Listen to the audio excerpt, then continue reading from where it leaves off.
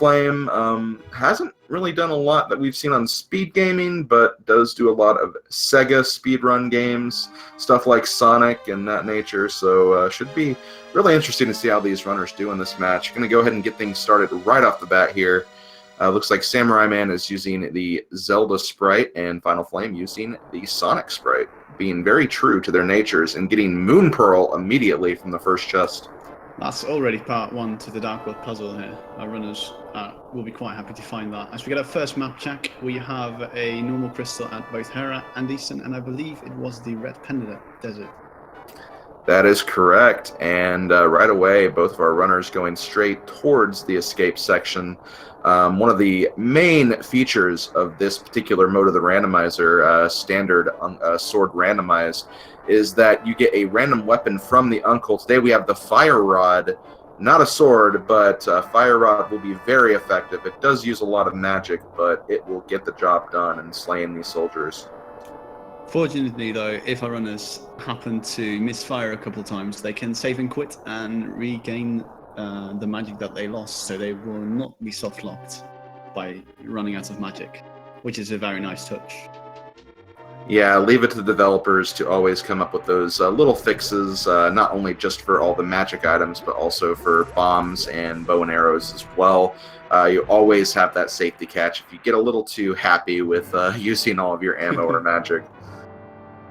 And I don't blame them. Using the Fire Rod is really awesome.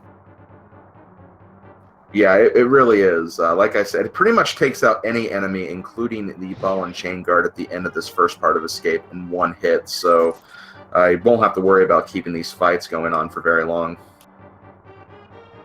The only downside to the Fire Rod is, of course, that it takes a little while for the sprites to actually disappear. So in case you need to kill all the enemies in a room to open a door, that door will not open until the enemy has actually disappeared, which is like pretty much the only downside of the Fire Rod, in my opinion. Yeah, that's pretty much what prevents it from being the fastest way through Escape. I think in terms of people who have tested it out, I want to say that bow is the fastest way to get rid of everything, just because it doesn't have that lingering round fire sprite like you were talking about. But still, it is a very quick way to get through this section, so we'll see some really good times for Escape, I imagine. Definitely. We're also seeing quite a fair amount of rupees, which our runners will be happy to find. Of course, gaining that 100 rupees at the start will get them the Bottle Vendor, which is just one of those kind of fetch quests. And of course, the big one, Zora. Yeah, that is very, very true. One thing they are going to be looking for, though, is they do want to find a bomb drop at some point in Escape, just so they can get into the last area that has 3 chests. It's behind a bombable wall. You can get there with either some bombs or the Pegasus boots. So it is always nice to try and look out for that bomb, but with the amount of magic that our runners have to kind of conserve, they need to be a little careful with, like I said before, getting too happy with destroying guards. Both of our runners rescued Zelda now. They're going to be making their way back. We've got Zelda rescuing Zelda. Bit of a time loop. Well, I guess it's okay because it's Ocarina of Time Zelda rescuing A Link to the Past Zelda. Yeah, that is very strange. I didn't even think about that. Randomizer just makes the already confusing Zelda timeline even more confusing.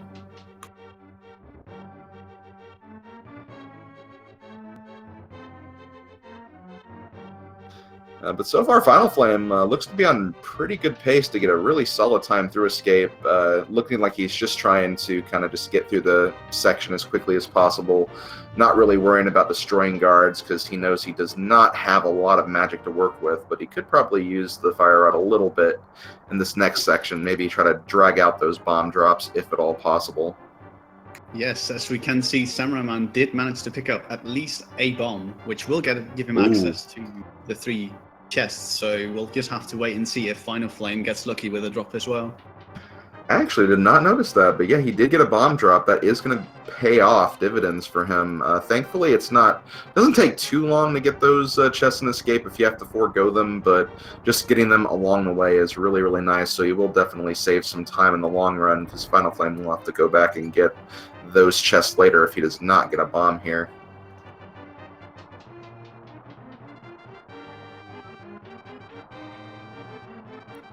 Ooh. Okay, well, I guess fake flippers is not going to be happening in this seed because we found the flippers inside the dark room.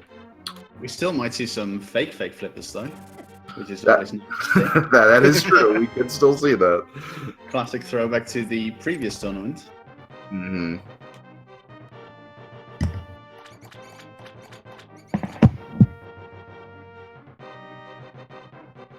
Ooh, unfortunately, Finalflame does waste a shot there, but does get the 2 rats there, gets the key, and will be on his way out.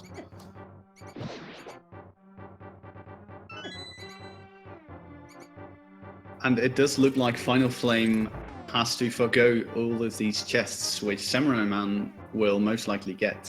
So we'll just have to see if there is actually anything important back here.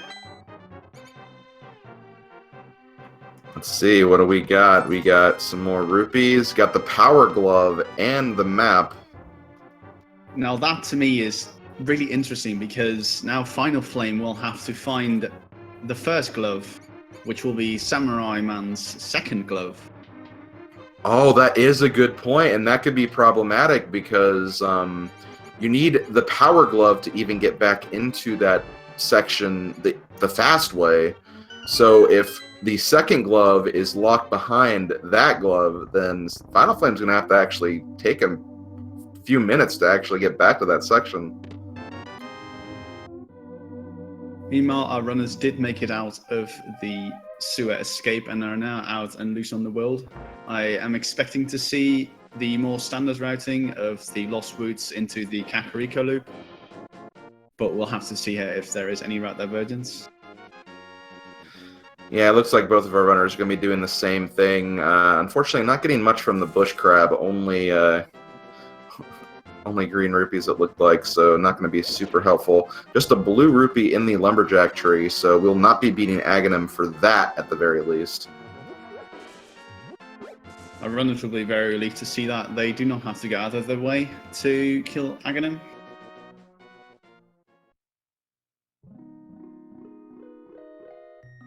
Because we are about to come up on the mushroom spot, which is just out in the open. And it's the hammer. That's an excellent item to find, both offensive as well as for getting around. And not only that, that will give Samura1man his Dark World access because he has the glove, he has the Moon Pearl, and that will give him the third piece of that puzzle you talked about earlier. Exactly. That does mean that Finalflame is going to miss out on quite a lot, actually, if he doesn't find a second glove. That's right. Like I mentioned, it'll be a long way through the escape sequence again just to get that glove. And that's the thing. He might have to because that second glove could be behind the first glove in terms of progression.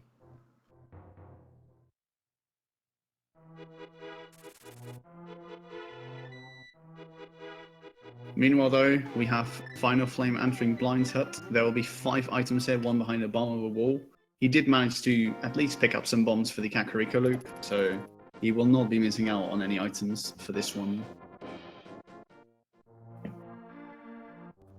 Okay, it looks like we have some red rupees. We have a heart container, a arrow capacity upgrade, a bomb capacity upgrade, and in the back, we have some more rupees he's going to pick up, obviously, but also he is going to be picking up another heart piece. So nothing too substantial here in Lion's Hut. So far, nothing much exciting is spinning Kakariko. Of course, we have only been to Blind's hut. There are still about a handful of locations left to check, including the 4 chests down here, which Finalflame will check out right now. Actually, not just 4 or 5 chests to be in fact, but yes, still just a lot of value in Kakariko. It's definitely one of the reasons why this place is one of the first stops for runners in Randomizer, just because of the pure volume of items you have in this area.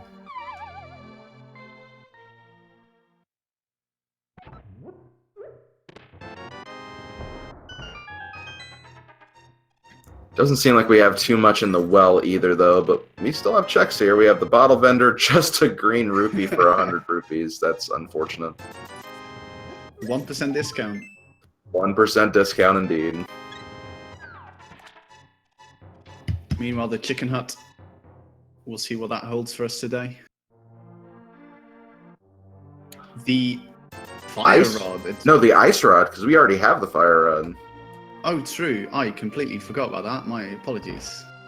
No problem. Both rods are on the table now, though. Does this mean that Turtle Rock's going to be on the table? We still have to see that Dark World check, but they'll at least have those 2 rods for that, if that's the case. Definitely so. We do need still a couple more items to get up there, though. But as time goes on, we will definitely get that. Meanwhile, back at the tavern, another rupee. Fun fact: under that other pot is a cuckoo, which I found out like 2 weeks ago. If you lift that pot, a little cuckoo will pop out.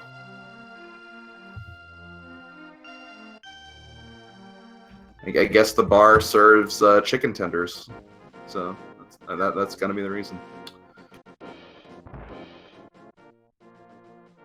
Anything that we won't be tending is getting back to the library, though, with just a piece of heart on there.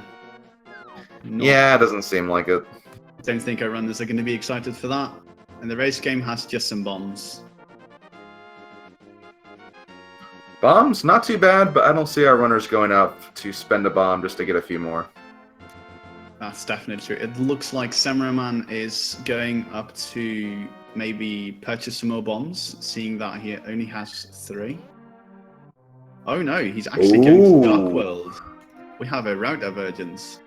Meanwhile, Finalflame is going to go ahead with the quote-unquote more standard route of the South Shore Loop, of course. Yeah, Samura1man wants to use this Dark World access he's been given to just kind of really start getting an aggressive play going.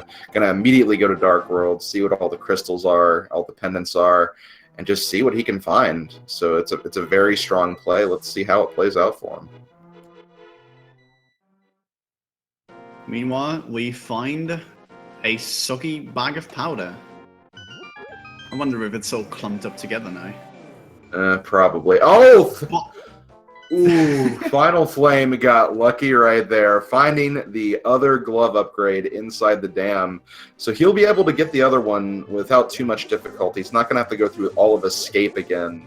So thankfully, that paid off for him. Yes, meanwhile, we did get a Dark World map check. I believe I saw that both Skullwoods and Thieves Stones will be our red crystals for this race. Okay, interesting.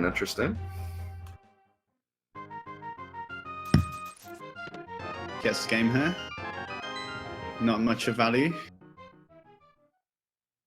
Meanwhile, Finalflame taking out the Moldorms in Mini Moldorm Cave with just the hammer. It can be kind of difficult to do this just with how fast the Moldorms are and how small that hammer hitbox is.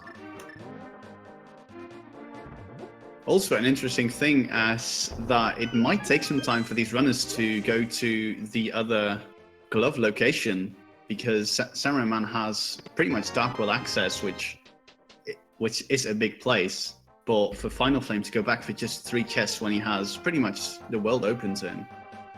So it will be interesting to see when we actually get them to cross over again.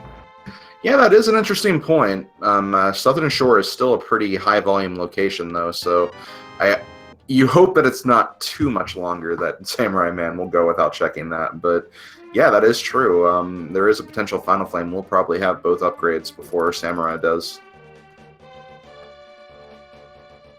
Meanwhile, Sonic gets his blue tunic back in Mini Moldorm Cave, as well as Quake on Samura1man's side from the C-shaped house, I believe. That is correct. Looks like Samura1man is going to be checking out the digging game while Finalflame sees what our friend the Hobo has today.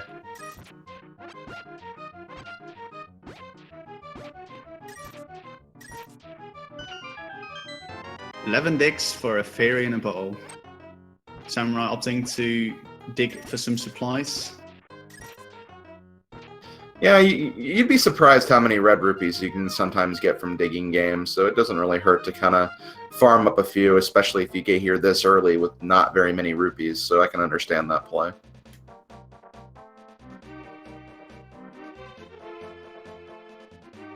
Meanwhile, we are seeing Finalflame going up to the Zora area, with the flippers being able to of course, check the Waterfall Ferry, as well as the ability to get the Zora Alleged item.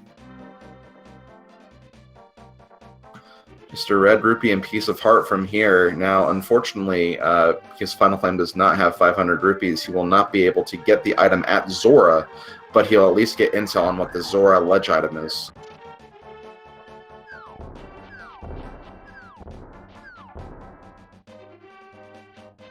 And it looks like straight vanilla. Yep, it was a Piece of Heart, which is what it is in the vanilla Link to the Past game. Meanwhile, we are getting a Hype Cave check, which is always, dare I say, pretty hype. Starting with silvers. That's pretty Oh, dear. hype, I'd say. Yeah, for sure. Let's get some bombs, some rupees, another bottle, and a single rupee. I'd say the silvers does make that pretty hype, though. I mean, it gives you a faster way to get through a lot of bosses and Ganon himself, so can't complain about that. All right, we get another map check from Finalflame, and it does look like that ice rod is going to be required, as Turtle Rock is a crystal. I also saw that Misery Maya will be the green pendant for today as well. That is exactly what I saw as well. So yes, that is correct. Finalflame going through the Hype Cave check as well, going to get his silver arrows. He's going to be glad he got those. Mm-hmm.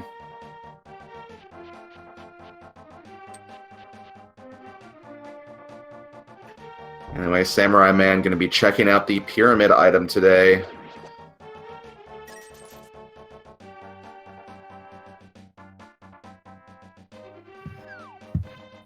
Pretty valuable, 50 rupees. That is, of course, going to...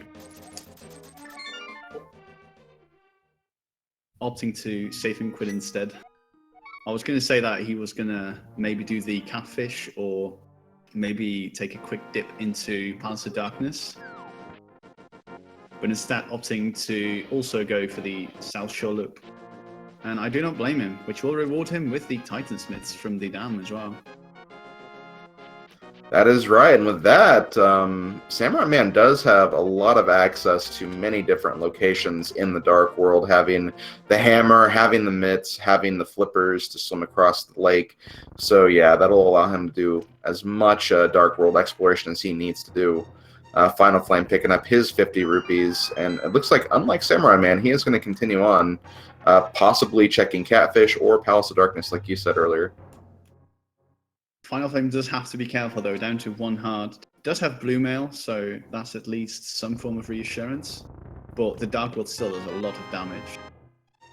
Yeah, even with that blue mail that he has, things will hurt, and there he is right there, taking a death, unfortunately, to a bouncing enemy in the Dark World. So he will have to save and quit and go back to the Light World.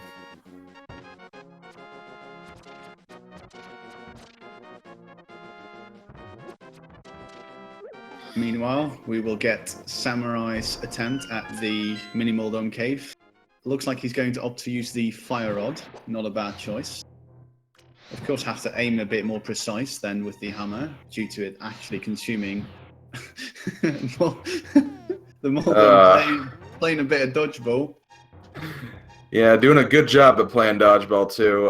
Finalflame is going to pick up his mitts right here, so both runners were able to get both gloves around the same time, I'd say. Pretty close to each other. Oh, Moldome is careful. He was really trying to get to the middle section, though. Yeah, he was determined. really stuck in there.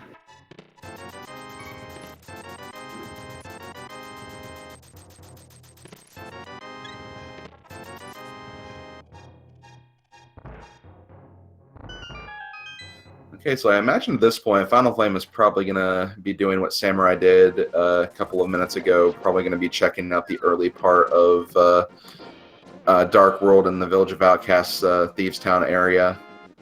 Samura1man going over Finalflame steps by checking the Zora items. Yes, also, nobody has gone over to the eastern side of things, which is obviously in the Sphere 1 pool, which are items that are accessible with basically nothing.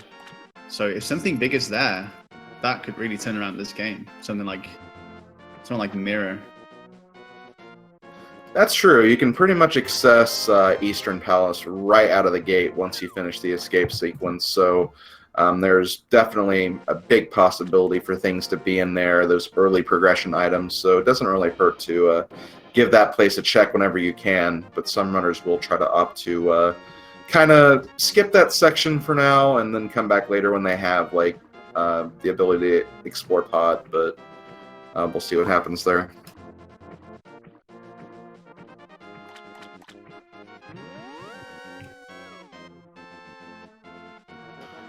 Anyway, Finalflame going through Skull Woods right now.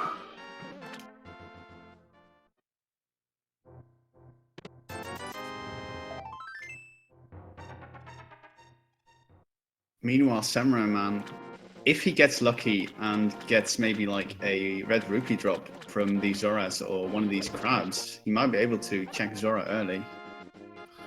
Looks like he's trying to farm out that red rupee. Not getting super lucky right now, but he's going to keep on trying. Meanwhile, Finalflame in a pretty nasty room right now, especially with the no sword or ability to use like a medallion or anything, so has to watch out for these Gibdos here. Yeah, it's probably unarguably the most annoying room in this entire game. Of course, when you have the Cane of Samaria, it's basically the easiest room in the game. Oh yeah, with the Cane of Samaria, you just have to walk right up to that button, place a block down, and then just go right through. Here you have to navigate this statue through this Gibdo room, and it can be really, really annoying. Samura1man still trying to get those rupees from wanting to leave this area right away. Unfortunately, not getting very lucky though.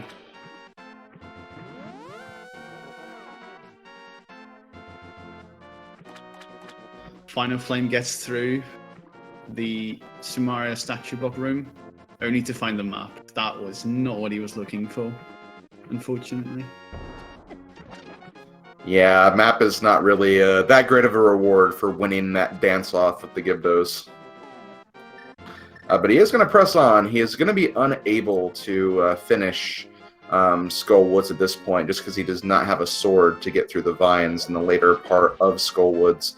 But he still has another chest he can check in the final area, so that's probably what he's going to be checking right now. Maybe that could give him the sword he needs. We'll have to see and wait and find out. Meanwhile, we have Samura1man checking out Ice Rod Cave. I don't believe Finalflame went to the Ice Rod Cave. Yeah, I don't think he did either. Well, I say just a heart container. Honestly, that is a good item to get, I think, at this early point in the game. But yeah, Finalflame did not pick that up, I believe. Also, Samura1man opted to use the small rupee stash right below Ice Rod Cave to farm up a couple of rupees. So now he can and probably will actually go back to Zora to see what our king has for 500 rupees. Yeah, that is one thing you'll see about a lot of the runners of this tournament. They will definitely try to learn all the available rupee locations and just other little factoids about the vanilla Link to the Past game that can kind of help them get through the game. In this case, just farm up a few extra rupees for Zora, so it's really impressive the links our runners will go to learning everything about this game.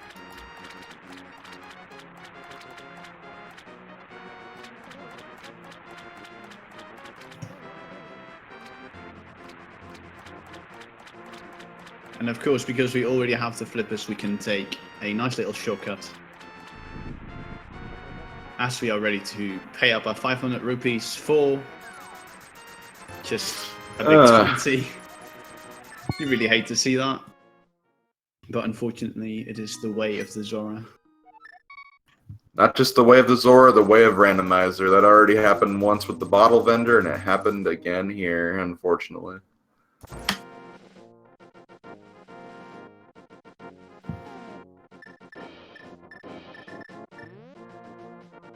Meanwhile, we have Finalflame checking out the Village of the Outcasts.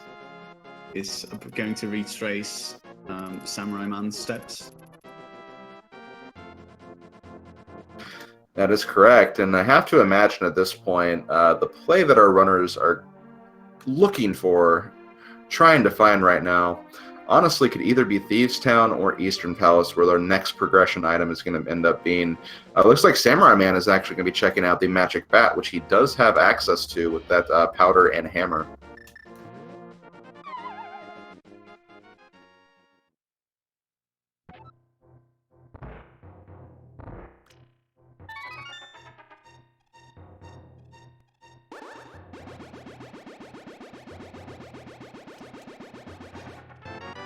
And just a big 20 at the Magic Bat. As we can see, Finalflame slowly but surely hammer pegging his way to the Hammer Peg Cave. Unfortunately, neither of our runners have the boots, which does have a very neat property. If you push the dash button and the item button at the same time on the same frame, you will actually perform a dash, which lets you move at the dash speed, but with the currently equipped item active, which will also include any of the effects that the item has on the world, such as the shovel will dig a straight line, although no drops will be awarded. But more importantly, with the hammer, it'll pretty much instantly knock down all of the pegs, which is super satisfying. Although only getting a blue boomerang for its troubles, we might get to see what the stun price is for this seed, though. We still haven't seen that from either of our runners. Oh, that's right. We have not seen that yet. Another interesting thing about that item dash you were talking about, even if they did have the boots, they actually could still not do that because they do not have a sword. Because you need at least the sword for the item's effects to actually go forth. But that is definitely a really cool technique when you can do it. Meanwhile, though, we have Samura1man in Thieves Town.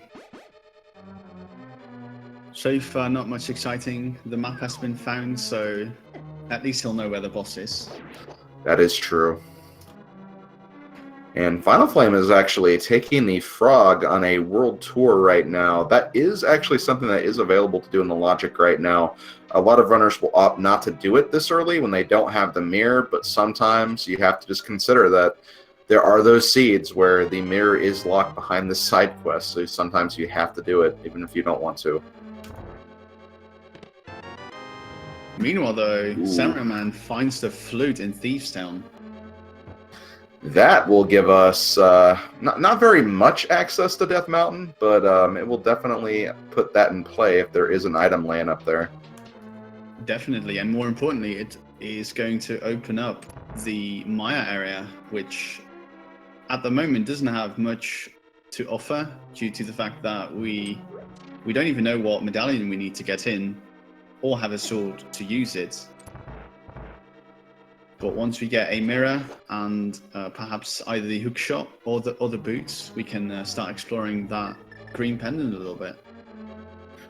That is very true, and one thing I didn't even consider is another place that's actually within logic right now is, funnily enough, Ice Palace. We do have all the items necessary to get in there, so there could also be an item in there as well. Oh wow. Yeah, that's going to be a very interesting play.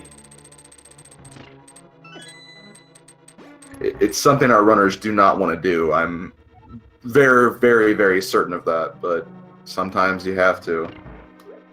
Of course, without the Kanan Samaria and the hookshot, routing the Ice Palace it can be a little bit tricky sometimes. Yeah, for sure.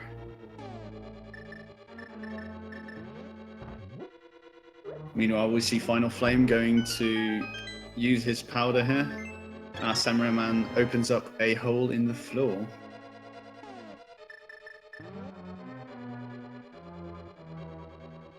So at this point, I believe there are still 2 items we can find in Thieves Town, and thankfully, there is a possibility that that small key, and well, actually, it won't matter. They can get all the items anyway. But yeah, there are 2 items left in Thieves Town. Yeah, something that is new within the logic is items can be self-locked, and what I mean by that is, for example, the big chest in Thieves Town requires a small key to open the door before it, but if that small key is in there, you don't actually lose access to any items besides the chests which hold the item required to reach it. Yeah, that is correct. The basic idea of that is because you need that to get in there.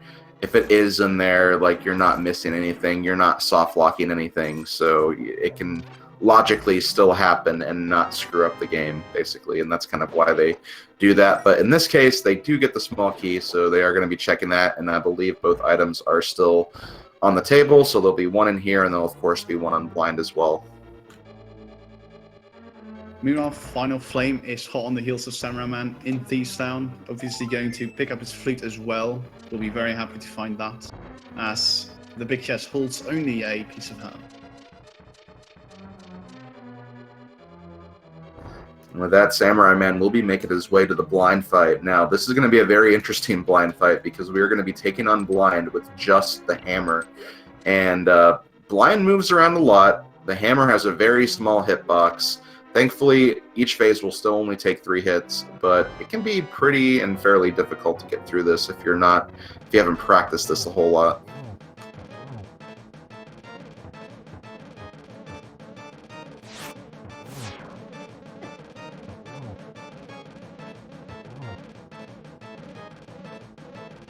Fortunately, expertly dodging the fireballs. And that is blind down. And that will also mean our first crystal at 31 minutes. Unfortunately, blind does not drop anything progressing the seed, but he does drop the recently added 10 bomb drop item, which was added specifically for the situation where you get the bomb escape in randomized swords. It's just so you can start with 10 bombs as opposed to 3. So it's kind of cool seeing that item whenever it comes up. Now, Thieves Town also happens to be one of our 5-6 crystals. And seeing that Skull Woods is our second 5-6 crystal, I believe until we find a sword, when we find a sword, that will put Fat Fairy in logic as well. That is true. Yep, that is very, very true. So, and you have to imagine that a sword can't be too far out of the logic from now. We are 30 minutes into the seed. There are 4 sword upgrade items. One's got to be somewhere. At least 2 will be required due to Ganon's invincibility to the fighter sword, and only taking damage from Master Sword spins. What Ganon is a long ways away from now.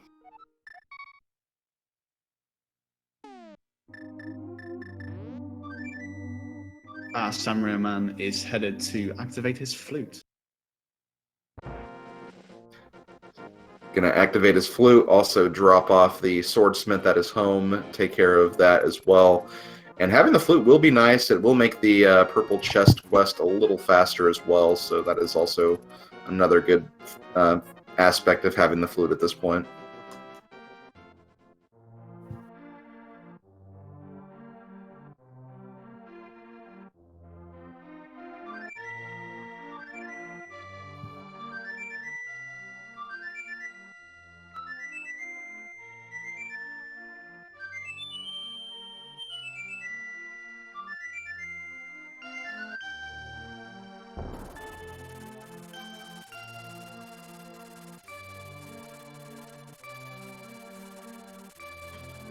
Finalflame getting a little caught off guard in that room with the horse heads, but does make it through. Gonna grab his key and gonna be probably wishing for a health upgrade when he gets to or a health restore, but gets the fairy from that bunny beam, so it's gonna be full health regardless.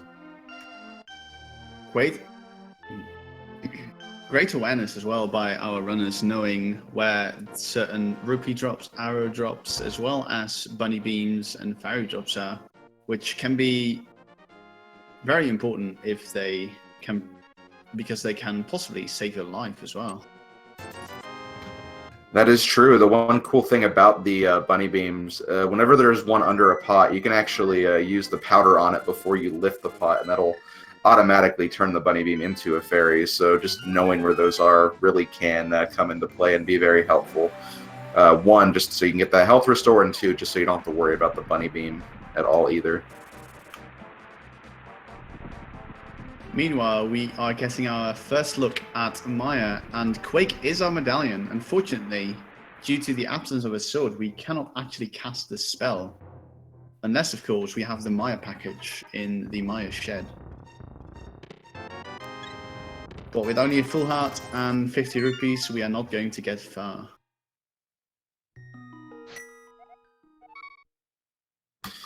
Okay, so unfortunately, Finalflame taken a death. I think he has a fairy though. From okay, he does from the bottle he got earlier.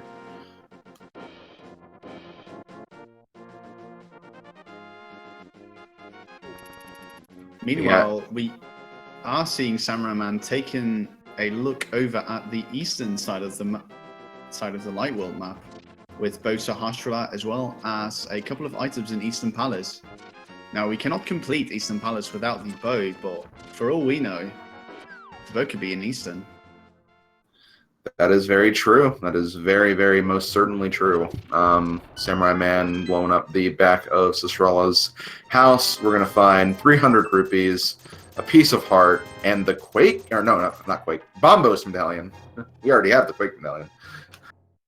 Exactly. And our runners, I guess, would be kicking themselves for not going here earlier, because if they did go here, then they would have access to Zora a bit earlier. Although that is true. Zora did not turn out to be required at all this seed. Yeah. But otherwise, all of these like stray locations, they're going to pick at your mind. Because the further along you go into a seed, you're like, where is this one item? And all these single item locations, such as Agina's Cave, Catfish, Ice Rod Cave, and the like.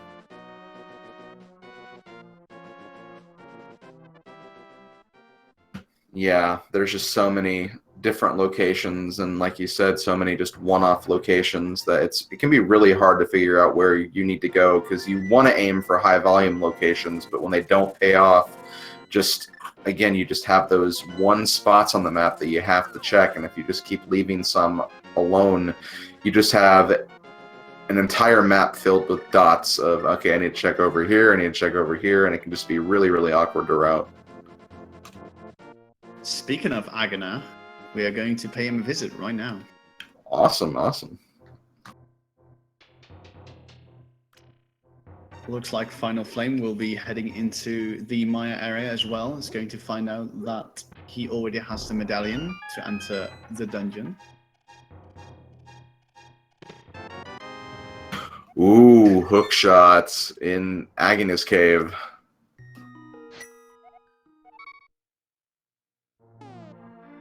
Now that gives us access to the eastern part of Death Mountain by allowing us to hookshot over the bridge.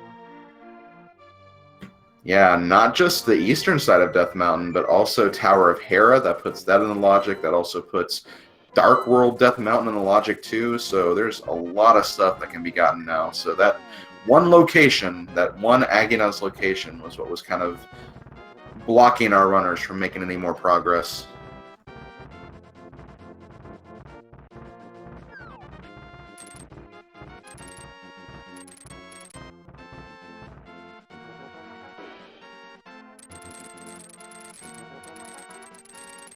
I would also like to mention that neither of our runners has found the lamp, but for example, the Old Man Cave, I don't believe either of our runners has rescued the Old Man.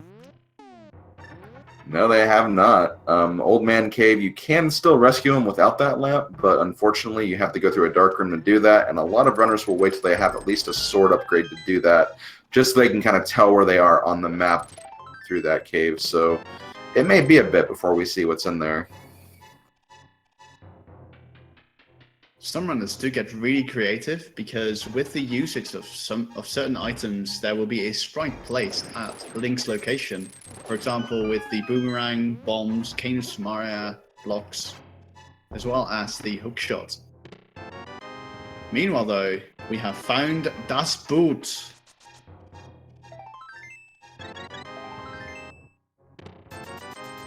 Which appears to be the only item of value in Paradox Cave. Well, hey, that opens up a couple of other locations, and it does make you go a lot faster, so definitely nothing to sneeze at for sure. Definitely not.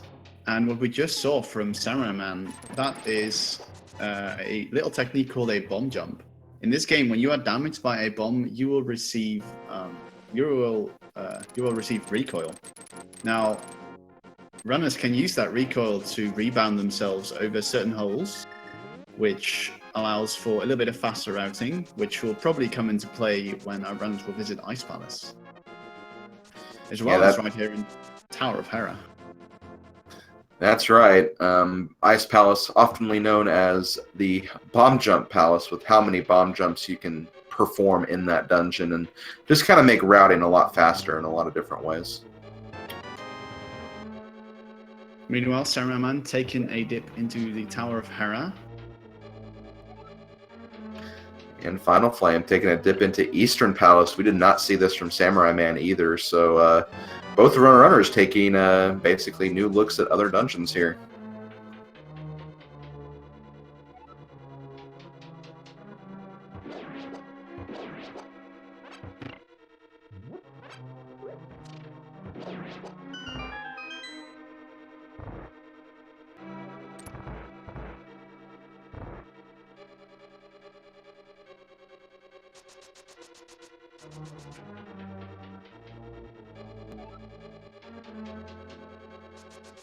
Okay, so far Samura1man has found a bottle inside the Tower of Hera. Finalflame finding the big key, still has not found any of the 3 items in Eastern yet, but that is okay, because he could potentially get all 3 of them in these next few rooms.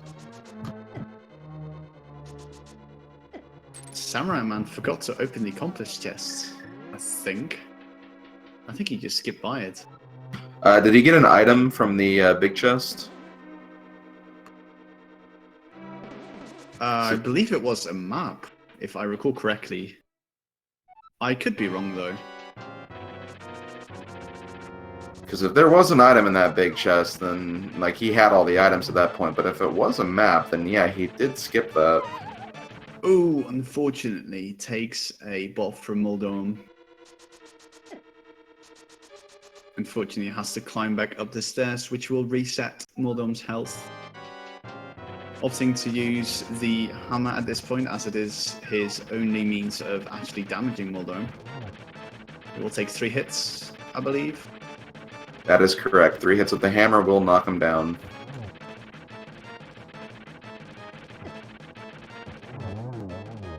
There we go. Muldorm has been taken care of.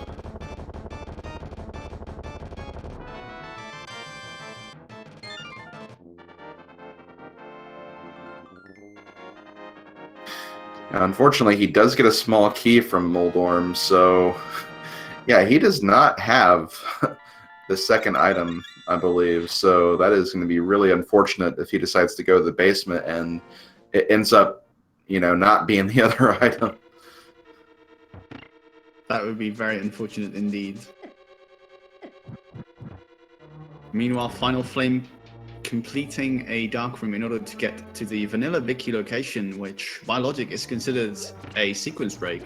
We'll just have to see if it pays out for him, as he only finds the map, unfortunately. That's a shame. So there is still 1 item left in Eastern Palace, but thankfully he will be back for it at some point once he has the bow.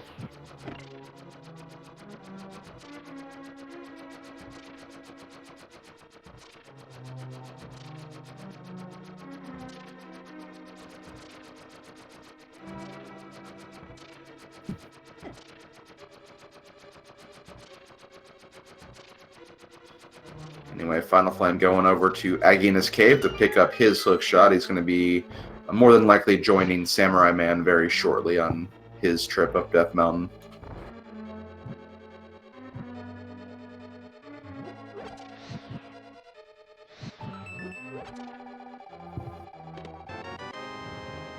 And it does look like he just realized that he forgot the vanilla compass chest in front of the big chest upstairs. So it will be interesting to see whether or not he decides to take the gamble and live with his mistake, or if he's going to go up and retrieve whatever item Muldorm has hid.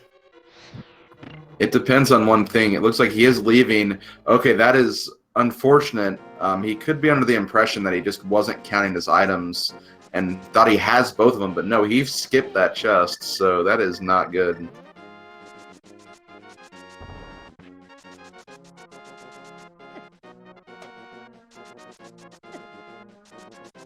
Finalflame going to be making his way up to East Death Mountain. Samura1man is going through Spiral Cave. Of course, having the boots makes this a substantially faster cave to go through. It is unfortunate he doesn't have a sword, though, so in some instances he could get stopped by enemies. So, but he made it through just fine. Only to find a blue rupee. Now, one thing that could potentially be in that chest that Samura1man skipped that could make a huge difference is a sword upgrade, I imagine. Just because, obviously, we need sword to get through a couple of places now to progress the seed, potentially. But also, just having, like, even if he does find another sword, there will always be, like, a one-sword advantage that Finalflame could potentially have if that is a sword. So that is something that could potentially come into play in this race.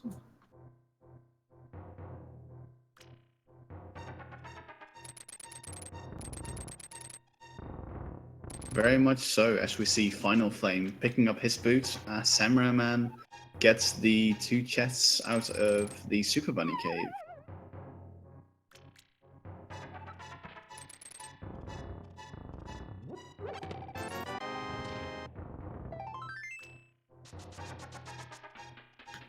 Just more rupees and heart pieces, unfortunately.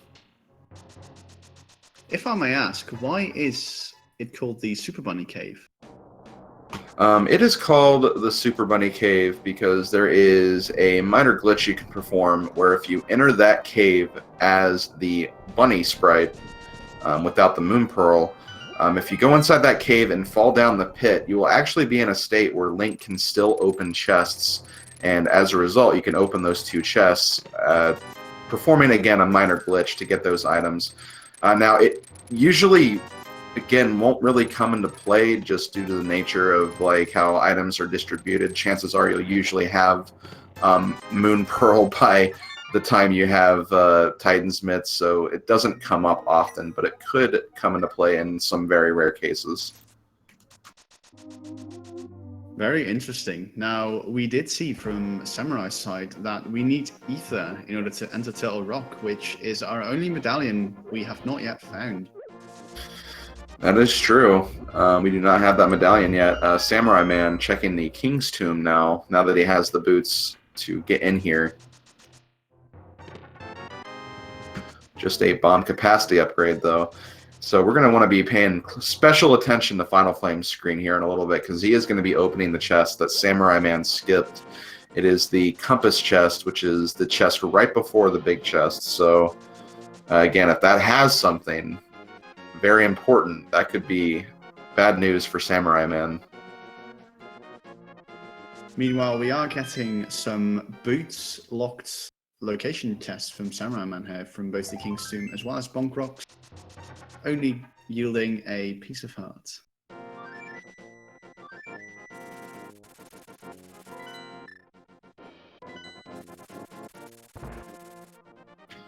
Looks like he is going to be buying some potions right here. Not a bad idea. Could be potentially thinking Ice Palace is a potential play now. Ice Palace must have been on the minds of our runners, because it has been technically within logic for quite some time. And it does look like that will be the play from Samura1man. Okay, so it looks like Samura1man is going to be okay. The chest in the Compass chest in Tower of Hera was just a piece of heart, so Samura1man is still good to go and won't have to worry about coming back to that place to check that location.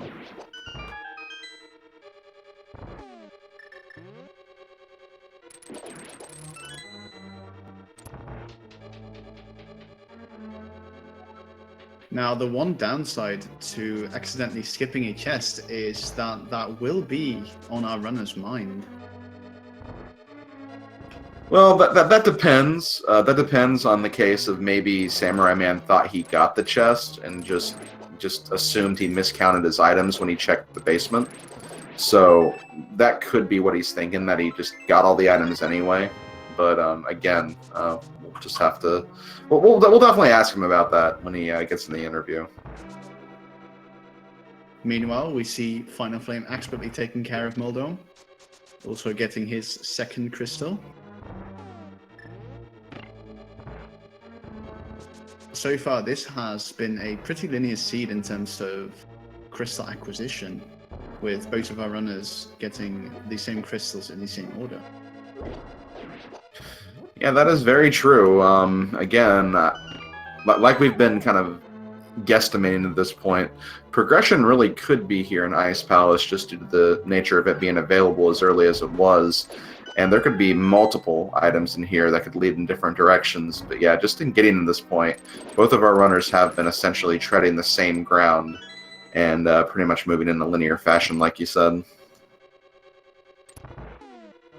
Now, it does look like Samura1man is going to set up for the Ice Palace Bum Jump, which requires you to line up any part of Link. I personally use Link's shadow, placing a bomb and then moving down a couple pixels, which will set up the angle just right in order to skip the red pegs that are currently up, which would normally prevent you from accessing the rest of Ice Palace.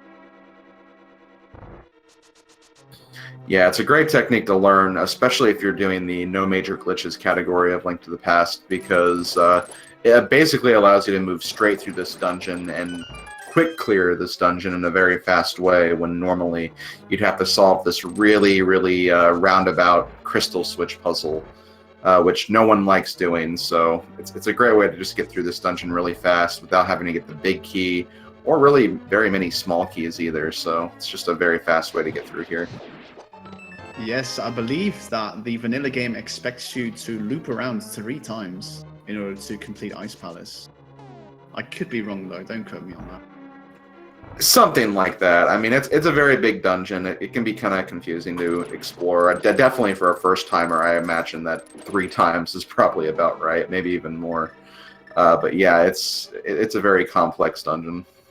Yes, contrary to popular opinions, I casually like this dungeon, but then I started getting into the speedrunning side of this game, and Okay. it flipped south.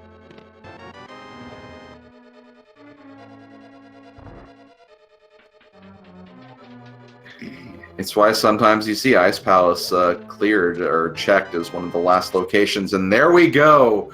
We have our first sword upgrade 52 minutes into the run, located inside Ice Palace. Almost an hour in, and only now we get the level 1 sword, which will put Fat Fairy officially in logic. That is true. That is true. Skull Woods can be finished now. We can also... let's see, I'm trying to think of what else we can do. No, I think that's it, because we still can't get in the mire. We don't have Ether, and we can't really do anything in Turtle Rock until we have Canis Samaria. So, yeah, really just Skull Woods seems to be the next potential play, especially for that Pyramid Fairy.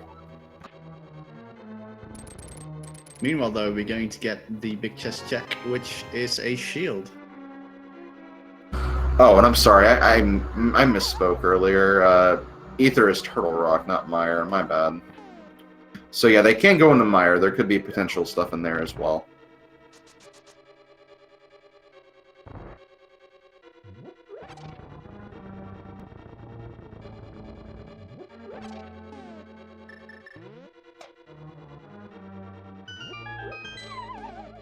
Samura1man, dropping into the Cold Staff fight, is going to opt to use the Bombos Medallion in order to break its shell, because he would like to save some magic to use the Fire Rod on the little puffballs.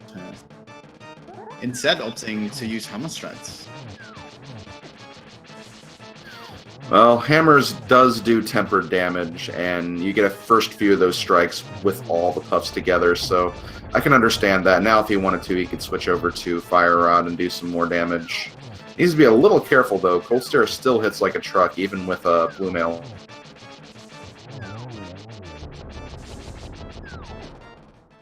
Oh, and that is Ooh, exactly what we mean. And this... I think we have a fairy still. Yes, okay. Yes, thankfully he did not use his fairy. So he is still in this. But Will has to be careful as his safety net has been depleted, but he does manage to finish up Cold Stare and get another crystals for his trouble. Does not even need his fire rod either. Just takes out all of Cold Stare with that hammer. So very well done. That's probably why he was being a little more aggressive with that fight, just because he knew he had that fairy and could get a few extra hits in. So I can understand that.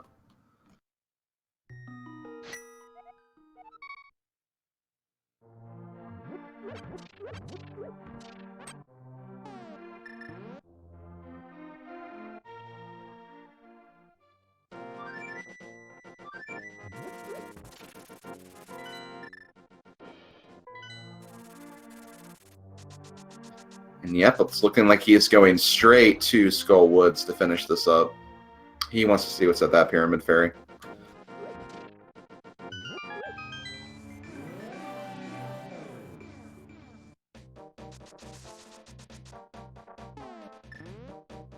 Unfortunately, though, only having the level 1 sword is going to make Mothula a decently tough fight. Of course, we do have access to both the Fire Rod as well as the Hammer, which will do considerably more damage.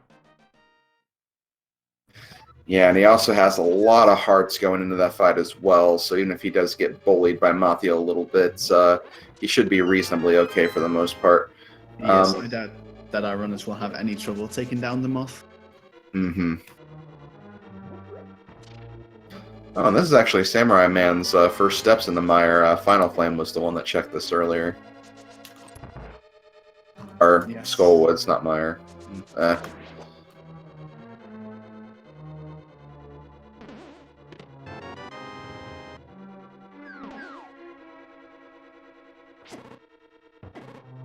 careful.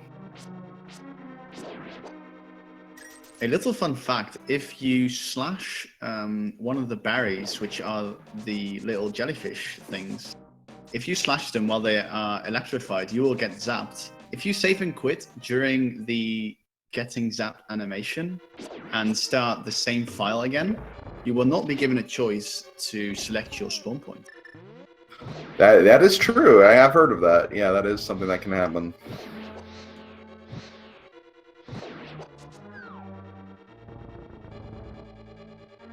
You can see Samurai not wanting to deal with these Gyptos, and I do not blame him.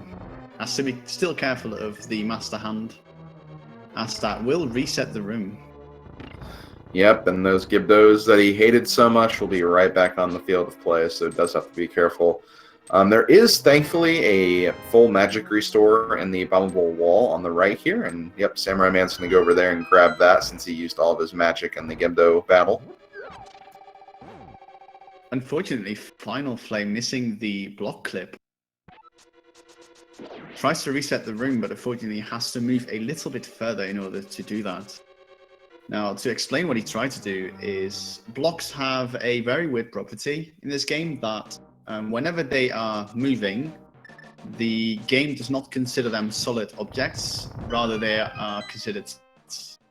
And so that will allow you to use items through blocks, which includes the hook shot as well as the rods and pretty much every item. Yeah, another one you'll see used a lot is the mirror whenever you're in a kind of a cave or light world location, because you'll be able to move the block, and as you're doing that and using the mirror, you'll actually despawn the block as a result. Yes, of course, do not try this in a dungeon, because Nope. it will send you right back to the start.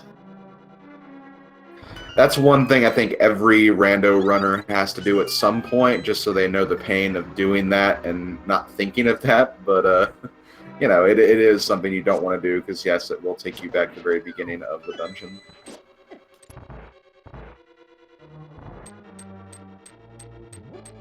Meanwhile, we will see Samura1man taking on Mothula.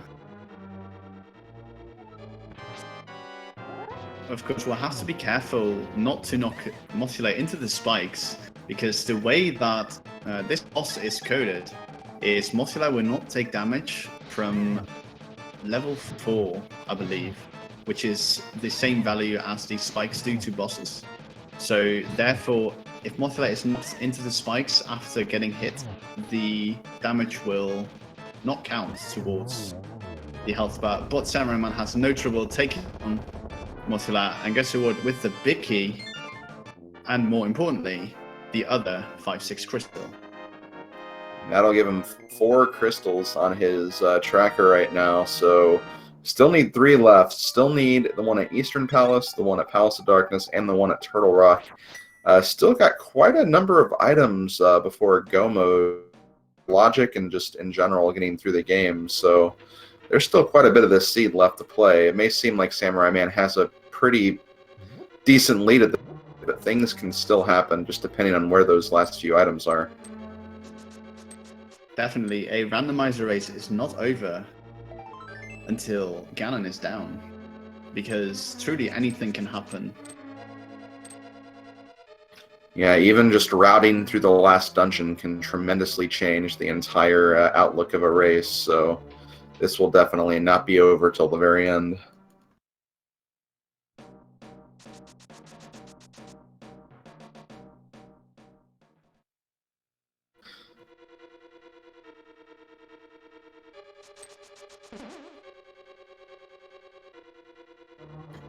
Meanwhile, it looks like Finalflame is going to be approaching his Cold Stare fight now.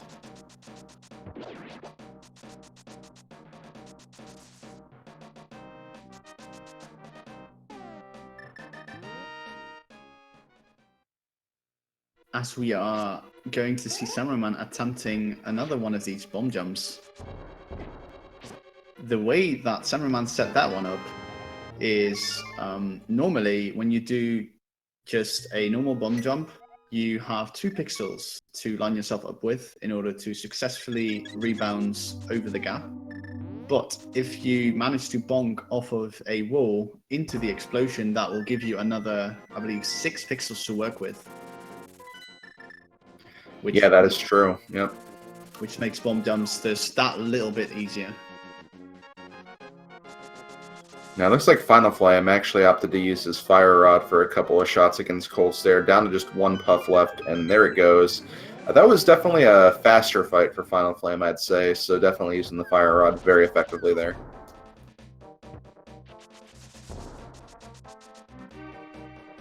Meanwhile, we are seeing Samura1man taking up the other off the big bomb here.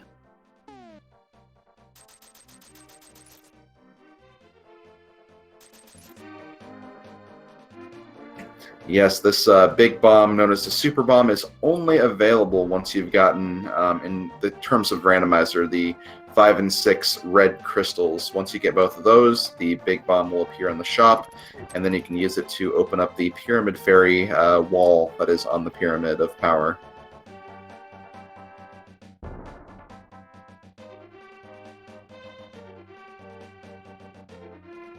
Also, I think we have a bit of gambling right now from Finalflame. He is actually opting to check out Misery Mire now that he has the Quake Medallion and a sword to get inside. So let us see how this play turns out. Finalflame, again, being very aware of killing the bird before using Quake, because unlike Ether, Quake will not affect the bird. That is true. Which will in turn lead you to be hit if you do let the bird live.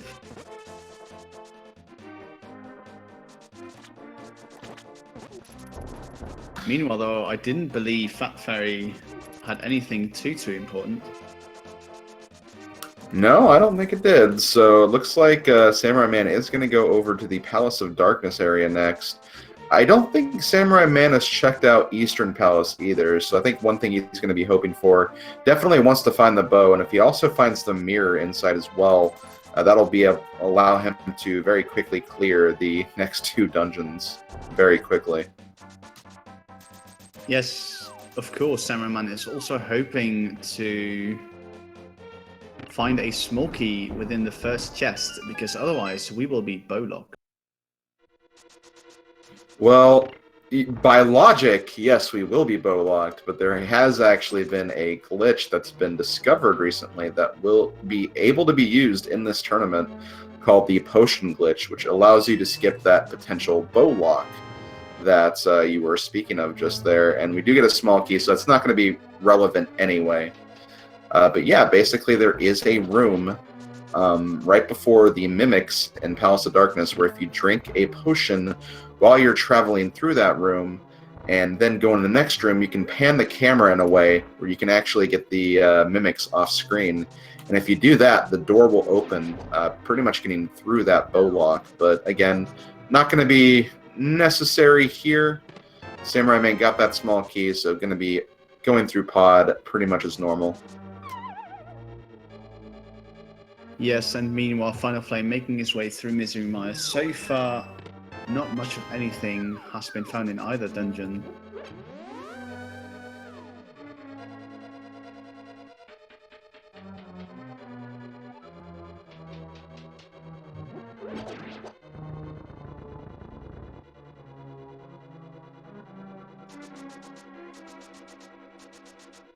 Finalflame coming up to the vanilla big chest. He will probably demonstrate a thing I mentioned earlier for using items through blocks. As I mentioned, when a block is moving, items can be used freely.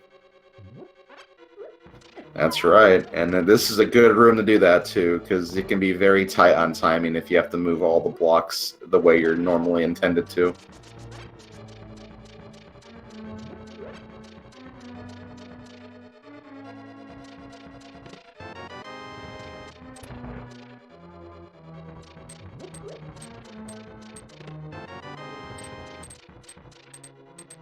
Meanwhile, Samura1man picking up the bow within the Harmless Hellway in Palace of Darkness, which will allow Samurai to full clear this dungeon.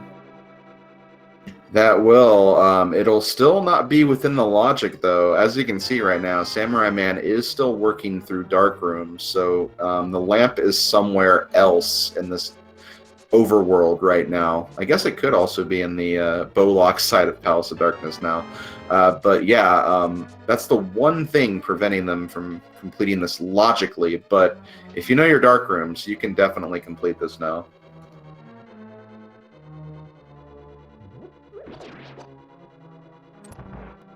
Samura1man is opting to go for the Dark Maze, which in my opinion is one of the most difficult dark rooms to do. But of course, our runners, as experienced as they are, will probably have little trouble getting through them. As Finalflame finds the lamp, ironically. Oh wow, okay, lamp was in Misery Mire, okay. So that does put Palace of Darkness within logic again, due to that It lamp does. being available. It puts Palace of Darkness and Eastern Palace both within logic once the bow is gotten on Finalflame's end, so that might be what he's thinking right now, or he could also still go to Skullwoods and finish that up. Still needs to do that as well. And looks like he is going to the left side, so that is probably what he's thinking right now. After some boots locations first, anyway.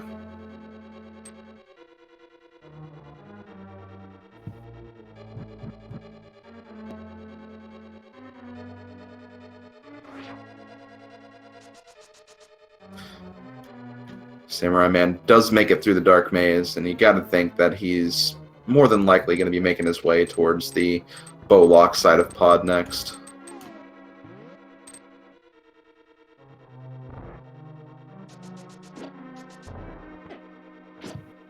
Looks like he did find a red shield in the dark maze too, though. That was the item that we missed. He did take a long pause at his menu. I don't know if he noticed if he got his or not, but that is also another piece to another puzzle in this game where the laser bridge in Turtle Rock by logic requires either an invincibility item such as the cape or the cane of Burner, or the mirror shield, which can flat out block the laser beams. Of course, we might not even get to see Laser Bridge. That's true. We could be in go mode before Laser Bridge even comes up.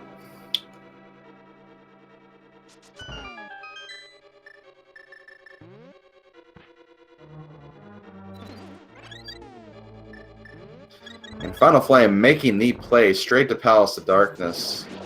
So that is good. He's going to be able to get his bow, and he will be able to get through here a lot faster than what Samura1man was able to, just because he'll be able to see what he's doing and where he's going.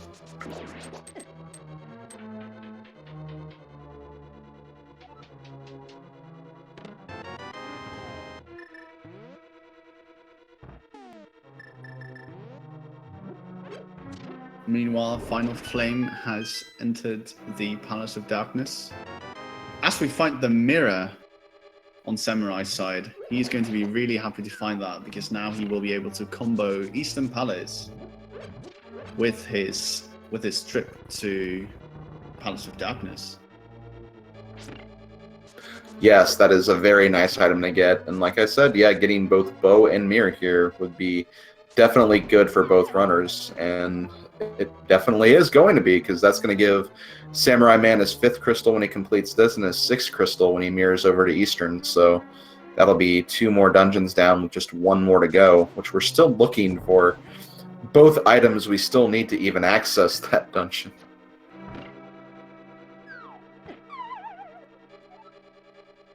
Now, I don't know if you remember, but there was a shovel on the desert ledge, and now with the acquisition of the mirror, now shovel is in play. Shovel's in play. We can also see what's inside Desert Palace too, and mirror is unfortunately, like, while it's such a great item to get, it does open up a lot of one-off locations across the map, so there's just a lot of other places we can check as well now with that mirror.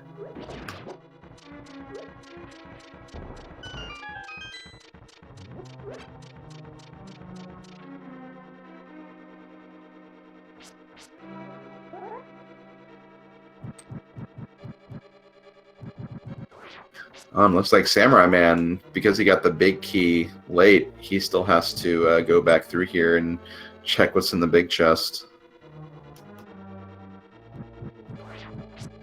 Yes, and although this will not be a big time loss, when we see it from Finalflame's side, Finalflame is going to have a substantially easier time getting through the maze, but without any trouble, Samura1man finds his samurai sword, the Master Sword, in the Palace of Darkness big chest. Okay, and that is actually all the sword upgrades we need from this game to actually beat the game. Tempered Sword would be very, very nice. It's definitely a significant upgrade from Master Sword, but if our runners know how to and feel comfortable with doing Master Sword Ganon, they're not going to be looking anywhere else for sword, I imagine, unless they just happen to appear naturally. And to answer a question in chat, do we know what's in Bumper Cave? We have not seen Bumper Cave. Of course, we still need to get the Cape of Invisibility in order to gain access to that location, but neither of our runners has actually checked it. That is true. That is very true.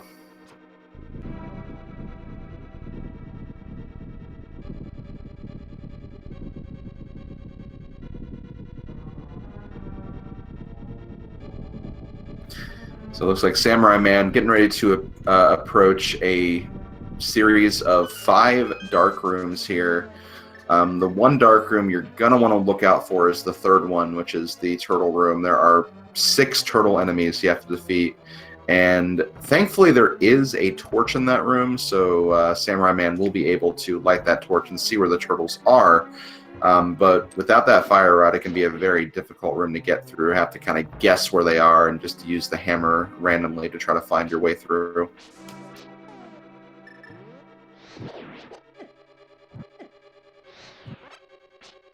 Now, also, one thing that I have noticed and has been mentioned in chat a couple times, with the acquisition of the mirror, Swamp Palace is open to us. as well as Desert Palace. So once we find the Cane of Samaria, we could still be looking for that Ether Medallion, which for all we know, could be on the pedestal. That's true, and Swamp is already a bad dungeon to unlock. You never want to go through it just because of how long it can take to get through there. There's also 6 items in there too. It's definitely a dungeon. When it's a crystal dungeon, you want to approach it in go mode, and if it's a pendant, you don't want to even get inside at all. But that's the name of the game, Randomizer. There could be something in there, and that's something that could come into play.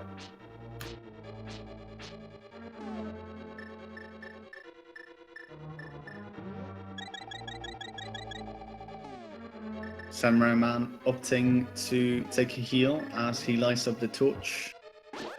Very nicely done, gets through the turtle room and is on to Helmazor King himself. Yeah, it did seem like he was having some trouble finding the torch at first and was going through most of the room pretty much blind trying to look for those turtles, but does get through and he will be making his way to Helmazor very, very shortly.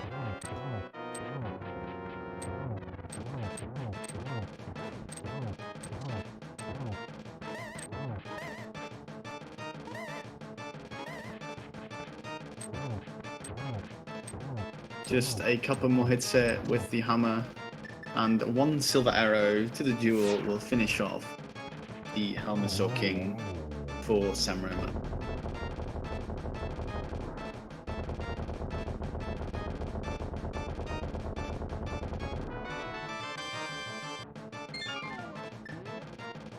Rewarding him with his 5th crystal. Of course, Finalflame closely behind will be setting up the Hammer Jump, which is one of the more difficult and more advanced bum jumps in the game because you have to bypass the collision of the little railing. Unfortunately, has just a little too little time to set it up properly and ends up falling. It's going to try again though. No, didn't get the good pixel. Yeah, it can be a very difficult jump to set up. I know some people also use sword, where the sword is located to kind of determine if the jump's going to be good or not. And with Fighter Sword, unfortunately, it does kind of change it up a little bit. He does get it that time, though, and gets his Master Sword. Yes, the different level swords do have different widths, ranging from, I believe it's 2 pixels for the Fighter Sword, followed by the Master, as well as the Tempered Sword, which are both equal in width, and the Gold Sword, which is the widest. That is correct. Which also, incidentally, has a slightly longer reach, which also will allow some different strategies for hitting switches and the like. As well as just being able to poke an enemy from just a bit safer distance away.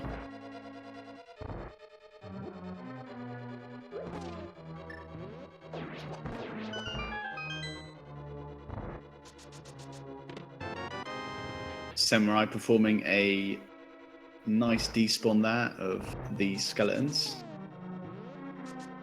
If you throw the pots fast enough, you will actually, I believe, kill the spawn points for the skeletons, whereas the other 2 that spawn in the up and down directions are spawned inside of the wall, which the game will not allow. Yeah, that was one of the first tricks I first took note of when I started doing Randomizer, and it's something I still kind of struggle with lining up properly, but it is really nice to kind of get that and get rid of those Stalfos early.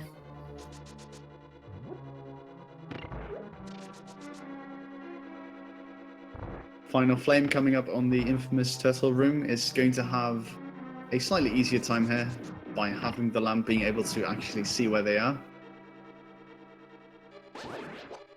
Samura1man is about to head into the Armos fight. And with the silver arrows, I don't think he will have any trouble. Nope, I don't think he will either. It's going to be a very quick fight. Even if it gets off sequence a little bit, still not a big deal. He'll just take 1 arrow for each Armos Knight, so very, very quick fight. Nice. Nicely done. And there's the mirror shield for the laser bridge. Still looking for both the Cane of Samaria and Ether. Those two items are, of course, the items required to reach Go mode. Yeah, at this point, that is what they're looking for, and that is all they're really going to need. Again, another sword upgrade would be nice. It would definitely be nice, but it will be pretty much unrequired if our runners feel comfortable with Master Sword Ganon.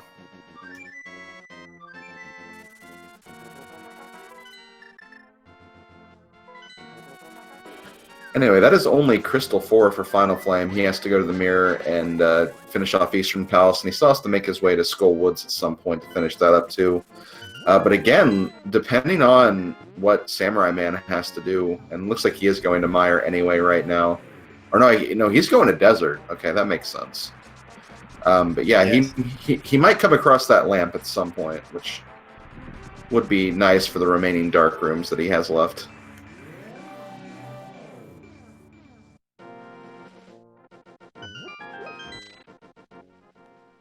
Meanwhile, Checkerboard Cave, having the bug net, thinks about it, but no sound.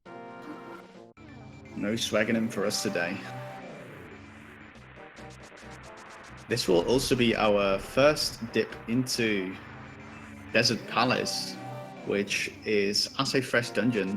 It only holds, I believe, 2 unique items, but that is the amount of items that we still need, so... Yep, this desert could be stacked. It could have what we have left remaining. We don't know. We'll have to find out.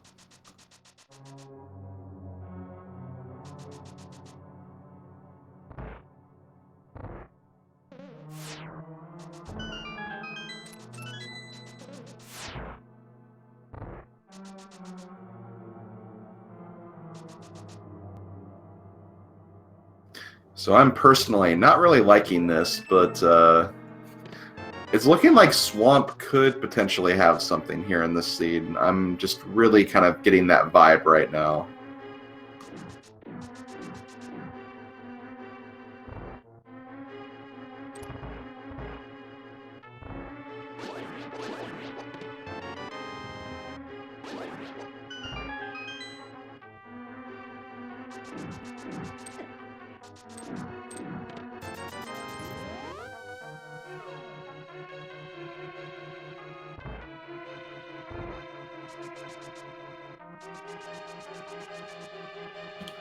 Answer a question in chat. Yes, Lumberjack was checked very early on by both runners. It was just a rupee, though, so there was no one even thinking about beating Aghanim for that. And we got Dark World access pretty immediately anyway, so that was never on our minds. We do get the Mushroom from the big chest in Desert, so that is another fetch quest item we have.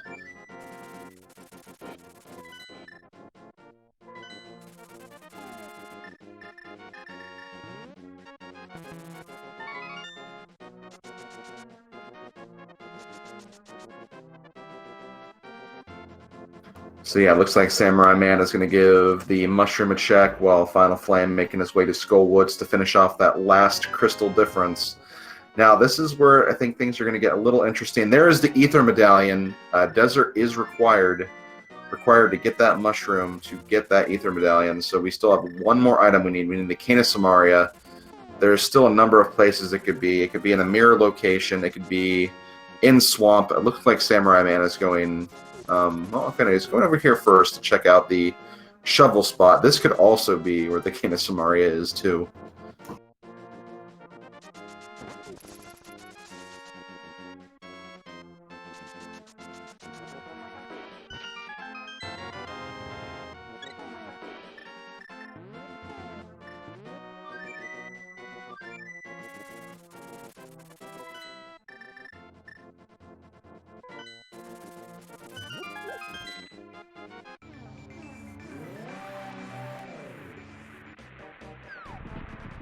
And it looks like Samura1man might be, looks like he's going to Misery Mire next, so he will find the lamp. Unfortunately, he will not find the Cane of Samaria, so If Final Flame places cards right here, he could get the crystal here, he could go to desert, get his items, and the race will be pretty much even again at that point. So this is getting really exciting. Who makes that correct gamble at the very end of this road?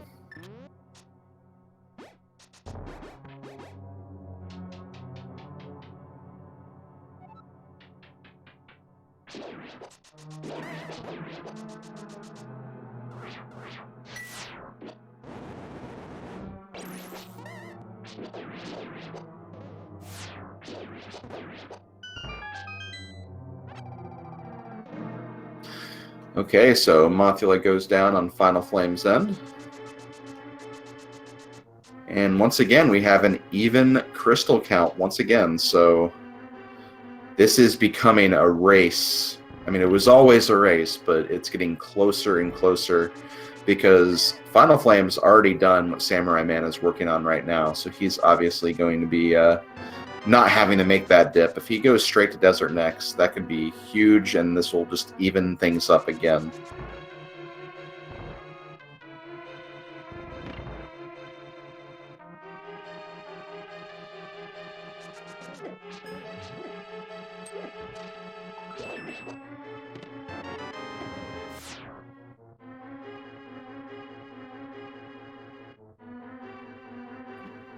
Okay, looks like Final Flame is going to be checking the big chest in Skull Woods. I believe it was just 10 arrows, so unfortunately that's not going to give him what he's looking for now. Meanwhile, Samura1man making his way to that lamp.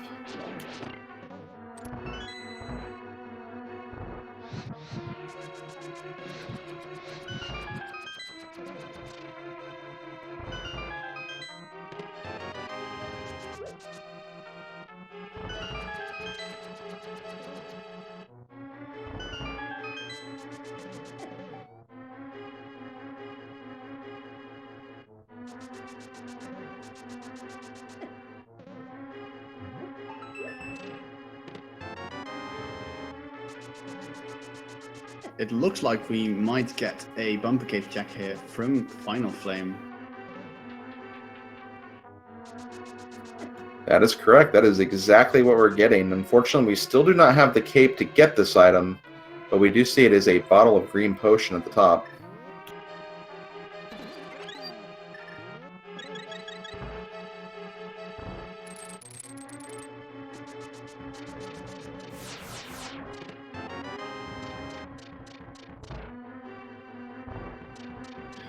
Okay, and next up, looks like we're going to get a graveyard ledge check from Final Flame. I don't think we've seen this from Samura1man.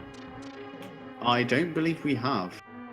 Samura1man did pick up his lamp, though. He will be happy to find that. So Dark Wound will no longer be a problem. Only a piece of heart on the graveyard ledge, unfortunately.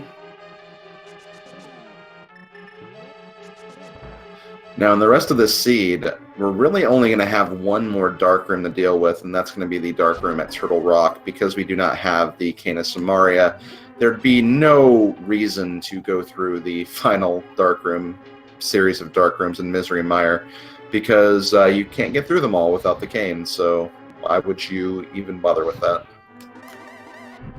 Yes, your cane is located elsewhere.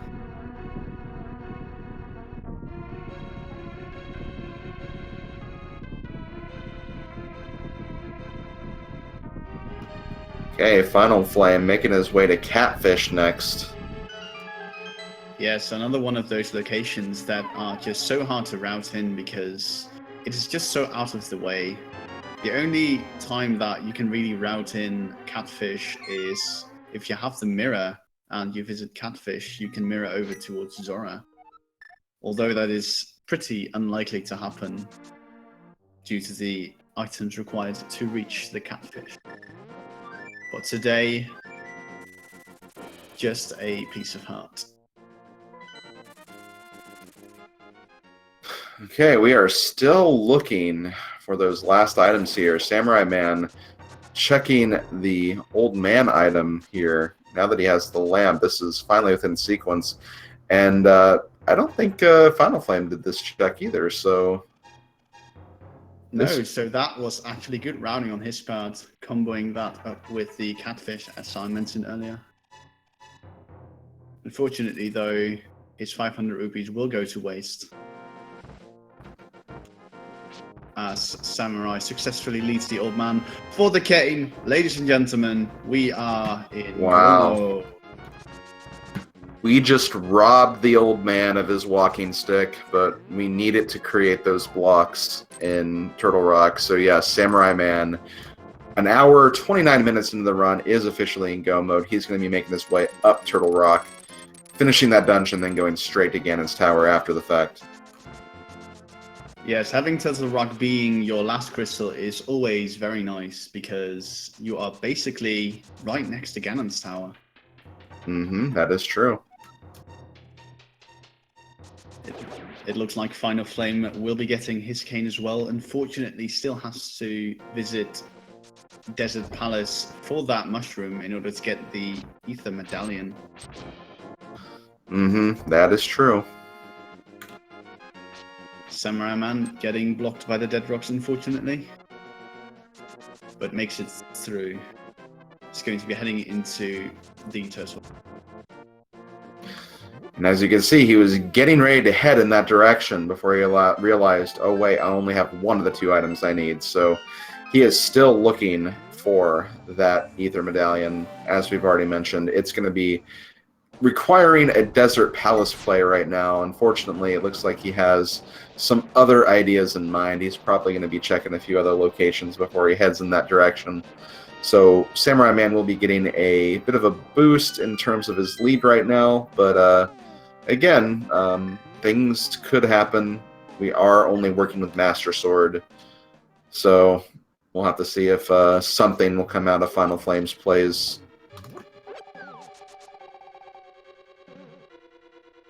Now, Finalflame taking the purple chest. I don't believe Samurai has delivered the purple chest yet. So this could create an advantage if there is a sword upgrade in this chest for Finalflame.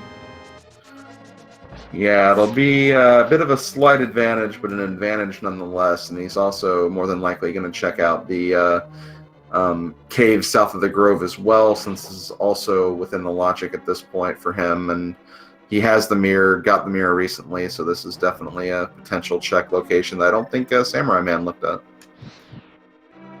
No, but thankfully with that purple chest, he will be in close proximity to desert, so maybe that will spur on the idea to take a peek inside.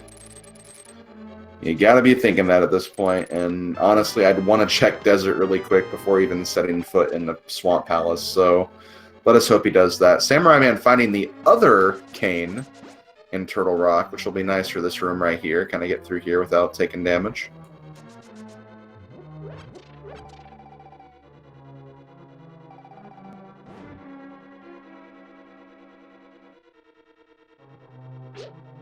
Only a piece of heart out of Gary's lunchbox for today.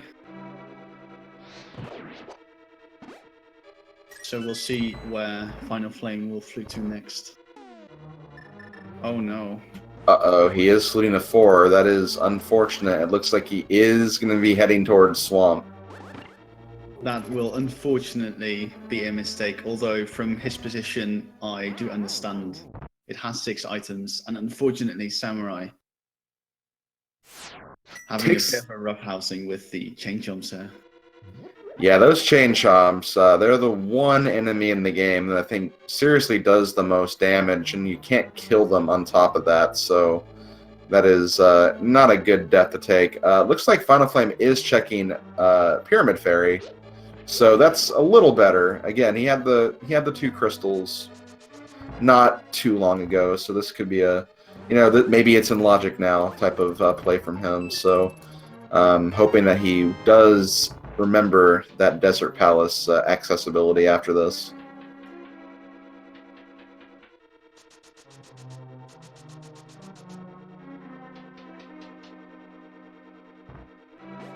Meanwhile, Samurai1man making it through the tube maze. As Finalflame sets down the bomb. Unfortunately, nothing of importance at the Fat Fairy.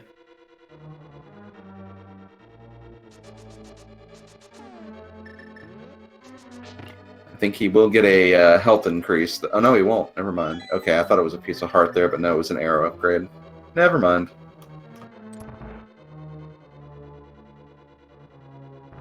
As we see Sheik there from the bunny form.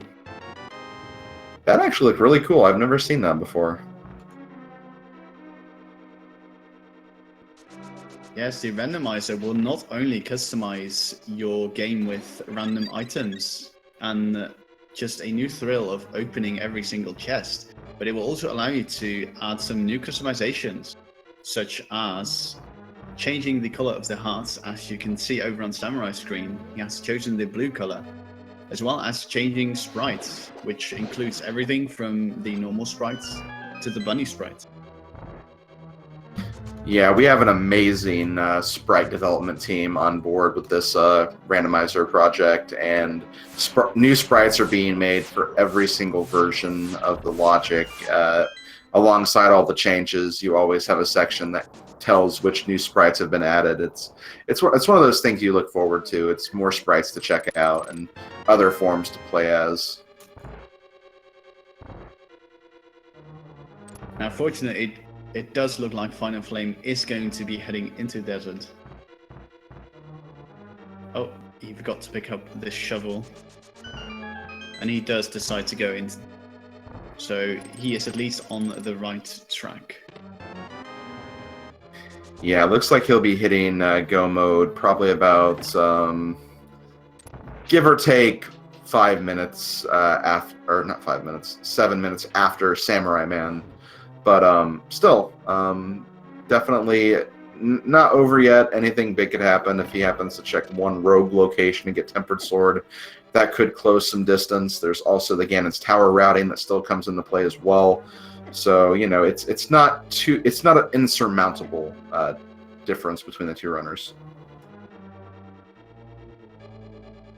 Definitely not. There is still a lot of game to get through. Samura1man, of course, missing that one small key to open the door, is going to check Laser Bridge, showing us that the mirror sheet will in fact block the beams.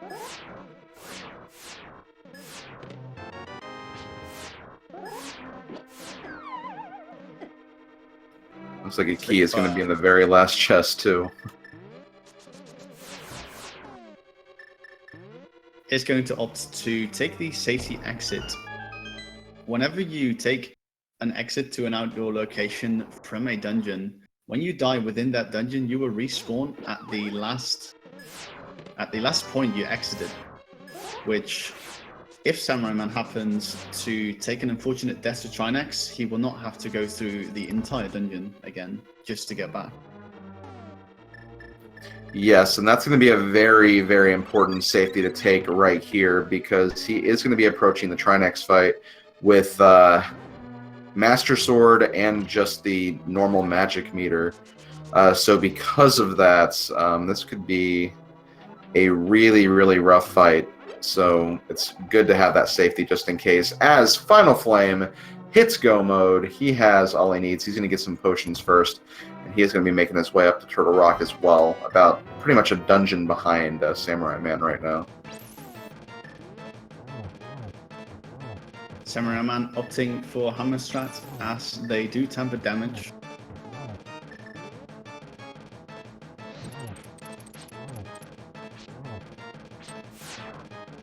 Decides to leave a hit on the Firehead.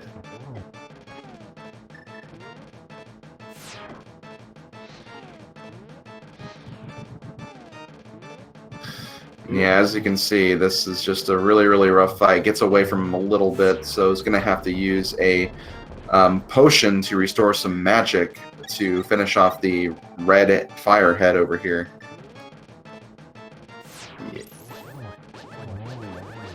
Yes, and unfortunately, every safety used outside of Ganon's tower will just increase the risk more of a potential death. Definitely. Gonna start the second phase of Trinex. Phase is a little easier, just kind of slithers around the room for a bit. Gotta hit the glowing spot on his body. And looks like he is down.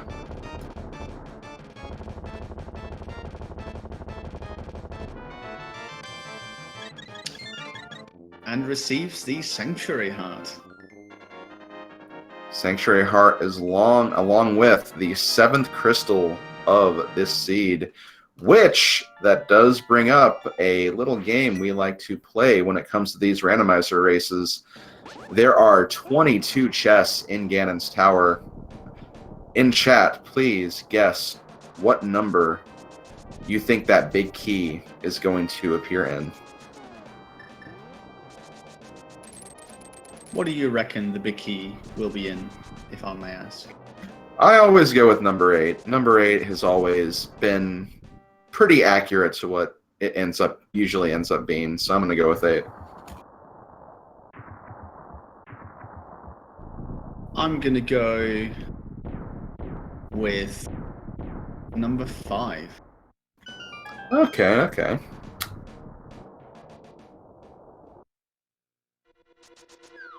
More specifically, the bottom left chest in the 4th skeleton room on the left side. Okay, that sounds cool. Sounds like a good location. I want to say if he uses this standard route... Oh, there's the red mail, by the way, so we get that. But it's not going to be in the first 2 chests. As for my specific chest, I'm going to go with the fire bar room.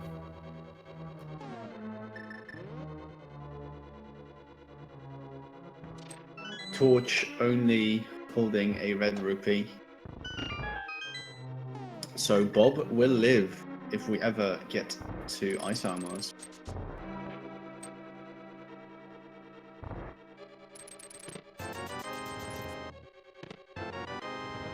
Unfortunately, I was wrong with both of my guesses.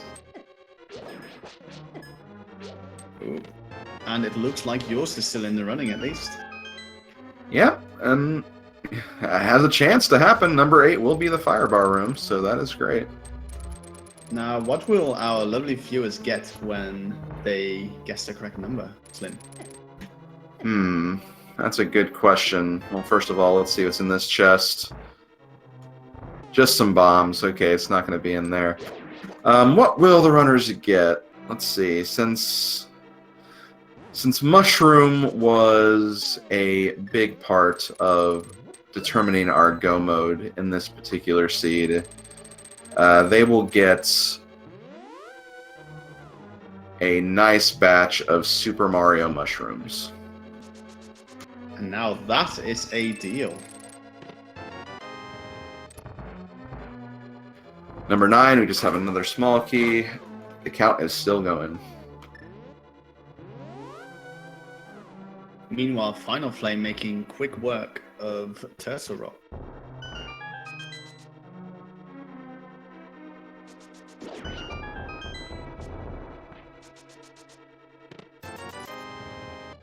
As we get the 4 chests in the random room, and still no big key to be found.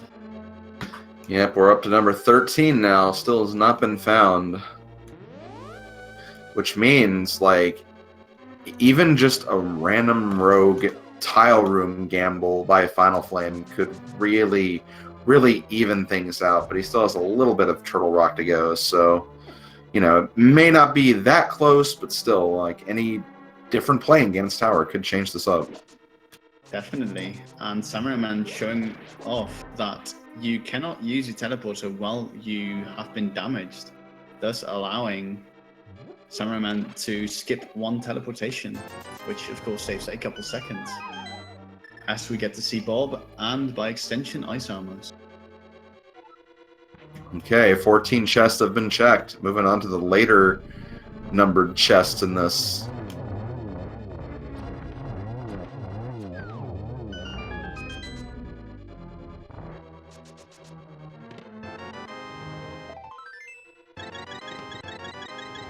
And it's not behind Ice Armors. You do get the Magic Cape, which can be a nice item to have for some sections of the Ganon fight, but yep, still have not found the big key. We are up to, I believe, 17 now. Last 5 chests are remaining. Will Samura1man opt to check tile room, or is he going to go straight to the full right side? He is going full right side, so the tile room gamble from Finalflame is still very much alive.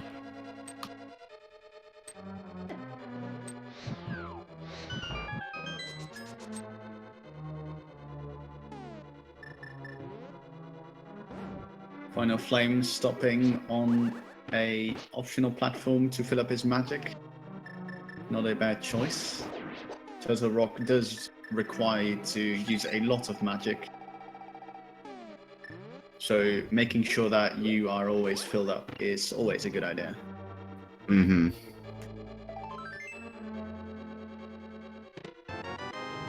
And there it is.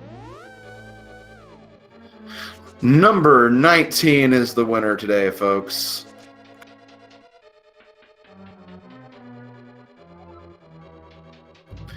And unfortunately, that is not going to be in a great place for Finalflame because it would require him to basically get a key from the left and immediately go back to the right in order to get that early. So, and by that point, it's going to be more than likely he'll just go straight through the rest of the left side when he goes to that side. So, you know, he could still gain some ground, but it's kind of hard to say at this point.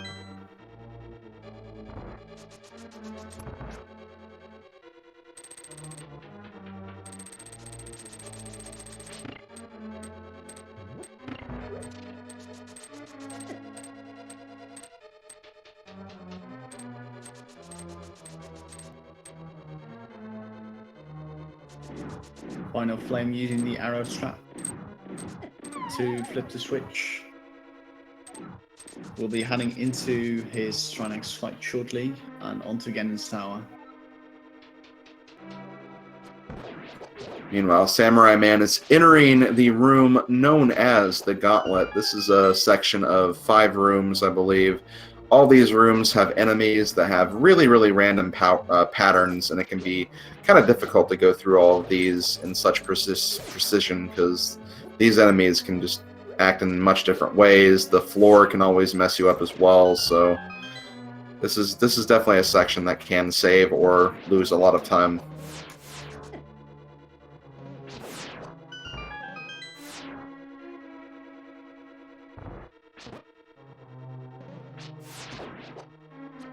Though, of course, having Rat Mail will negate quite a lot of the damage that would normally be taken. As Samurai takes real swift care of these gauntlets. We'll be heading into the second Landmolars fight. It does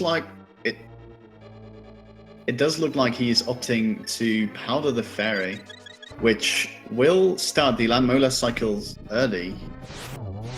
But with silver arrows equipped, it only takes 1 per worm, so it will not take very long for Samurai to finish off Landmolars 2,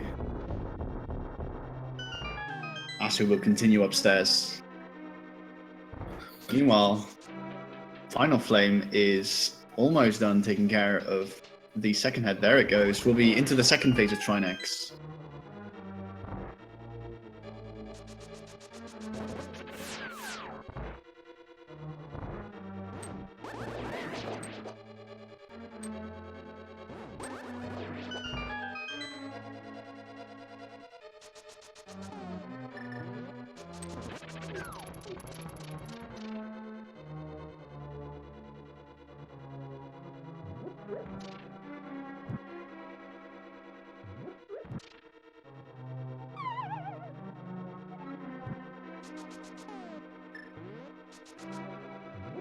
And there he goes. Finalflame finishes off Trinex.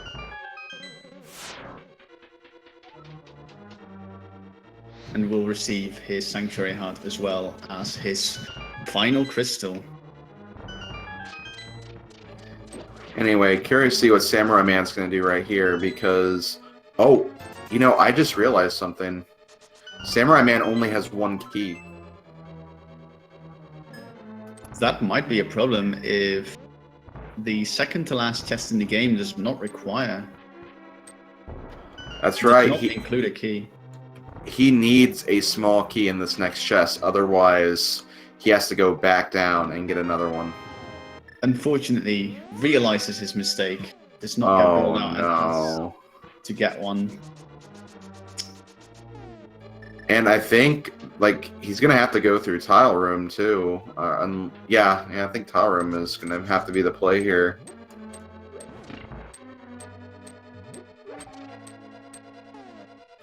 Okay, yeah. So one thing Samurai1man could have done is after getting the big key, if he would have gone into the teleporter room right after the big key, he could have actually gotten a small key there. And I think he is going to be going for that one. Now that I say that, I'm not going to worry about going through tile room. But yeah, there is a small key in there, and you need to make sure that before you ascend the tower that you have at least one small key, because as you can see, there is a possibility there won't be a small key up there, and there are 2 doors you have to get past. One is always going to be in the Helmasaur chest, and then, or in a Helmasaur enemy, but the other one you have to make sure you have beforehand. And Finalflame, going left, he has the red mail, which means he has become supersonic, funnily enough, with 7 crystals in hand, so very, very appropriate that he got that now. Unfortunately, though, it will not be giving him invincibility. Yeah. That would have made this a little unfair if it did.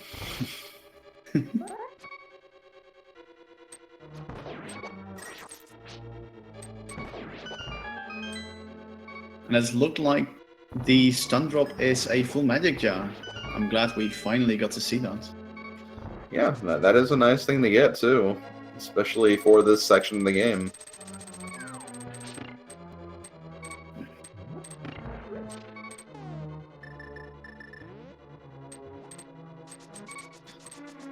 But yeah, it is looking like Finalflame is not opting to go to the right side here, so he is going to be going full left, then right. So I'm going to be unable to gain any ground on Samurai1man at this point.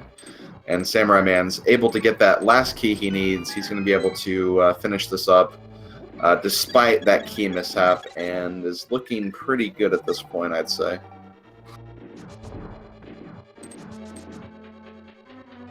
Definitely is going to go in for round number 2 for the gauntlet. You have to imagine at this point that, especially after that, you got to think that Samurai1man feels like he's behind, and almost even more extremely that he's lost this. Thankfully, he still has a lead at this point, but you have to be shaken after making a mistake like that. Definitely. Let's just hope that he can keep his composure enough to expertly get through these rooms. Of course, we, as commentators and chat, have the advantage of seeing both of our runners, so we know exactly what is going on. But our runners have no contact with each other during the race. So, for all Samurai knows, Finalflame could be in Ganon, and vice versa. That's true. They have no idea what's going on with the other racer. We try to keep these races as secluded as possible just to make them interesting, so you really don't know anything until either you've pressed that .done button or if your opponent has hit the done button. So you really just don't know how a race is progressing until that point.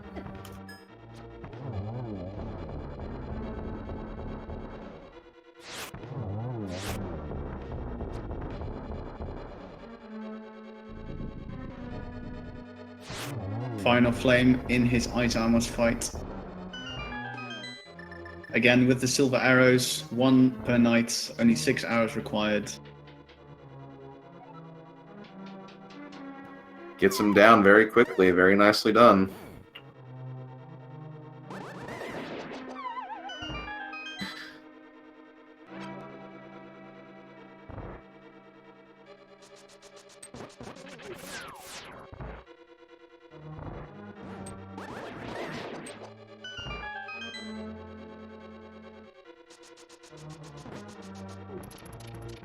Meanwhile, Finalflame making his way to the right side.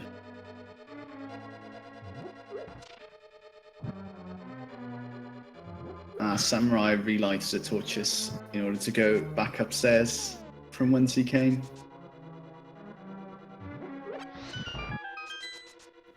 So yeah, while watching Finalflame right here, like, it's going to be imperative that he does take that one step forward into that next room after he grabs the big key, because you do not want to see going up to the top, seeing no small key, and going back down like Samura1man had to do. So hopefully he does go into that next room when he gets the big key.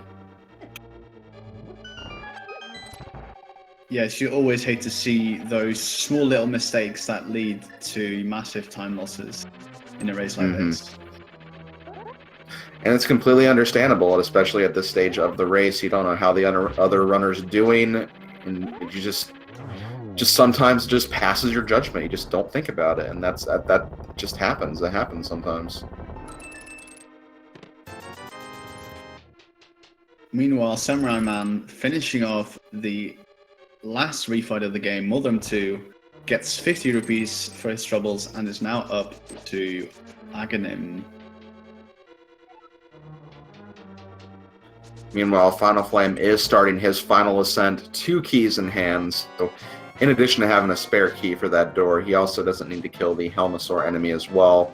Although he'll probably still check those chests to see if he can maybe get a tempered sword. Nice triple there from Samura1man. I believe yeah, that was really nice triple. Now, one thing that you have to be careful of in this fight is if you rebound the spherical orbs too soon and too close together, they won't actually deal multiple hits. Yeah, it has to be sequential, so you get one hit and then like less than then another one hits. You can't have them at the same time, otherwise it will not count. But with that said, Ganon falls, and it is on to the Ganon fight for Samura1man. Thankfully, he does have, I believe, some potions in tow. He also has red mail as well and a lot of hearts. So he won't be taking as much damage as the others would and under worse circumstances, but this is still going to be a pretty long fight. You can only damage Ganon with sword spins when you have the Master Sword, so you have to kind of take some time to charge up your spins, then connect, and then you also get a really nasty rebound whenever you land a hit on him, so you have to kind of judge that and make sure you don't get knocked into his own attacks or just too far away from him. Yes, the danger of falling to Ganon with the Master Sword is quite substantial. Also, the fact that our runners missed half magic upgrade, that could also play a role. That's true. That's very, very true. And yeah, you were saying that a fall could be substantial. In this particular case, it could be really, really substantial just because Finalflame is just now getting through the gauntlet, so he's not terribly far behind. No, considering we have been going for almost 2 hours, this race is coming down to the wire. Mm-hmm.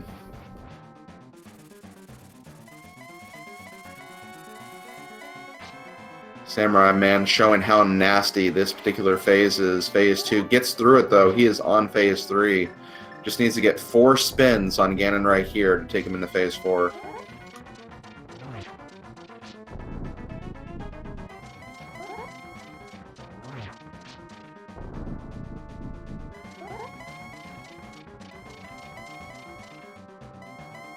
Meanwhile, Finalflame making his way up to the second upstairs portion of the tower.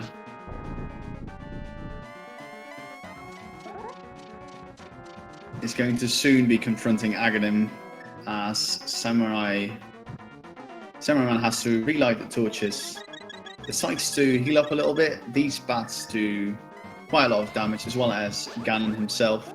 I believe Ganon does the most amount of damage of any enemy in the game at 8 hearts, I believe. That is true. Okay, we have 2 hits in, so that's good. 2 hits are down. Gets a nice double. And there we go. The final arrow to put down Ganon. And it looks like he's going to get this done just shy of the 2-hour mark, so still a sub 2-hour run at that. Get your GGs in chat, folks. Samura1man has won this race.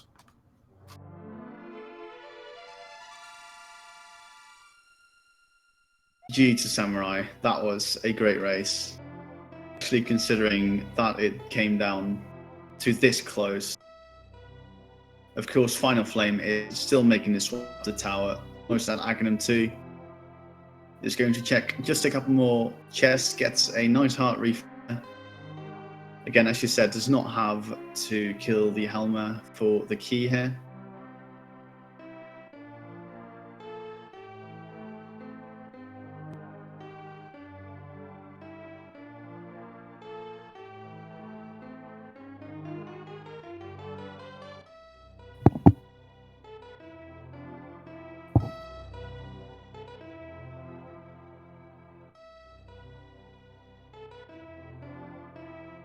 Meanwhile, Finalflame in the Mulderum fight is going to use Master Sword Spin, successfully takes him down.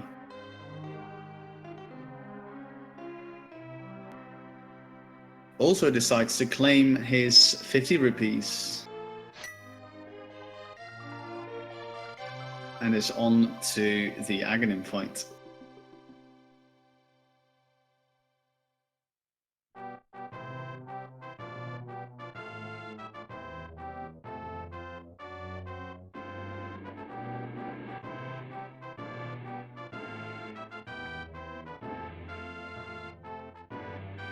Nice trip here from Finalflame.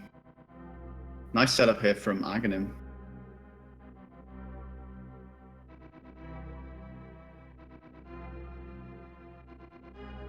Unfortunately, gets a blue ball, which is the only projectile Aghanim shoots that cannot be reflected, but manages to take him down without a trouble. And with that, Finalflame is also into the Ganon fight.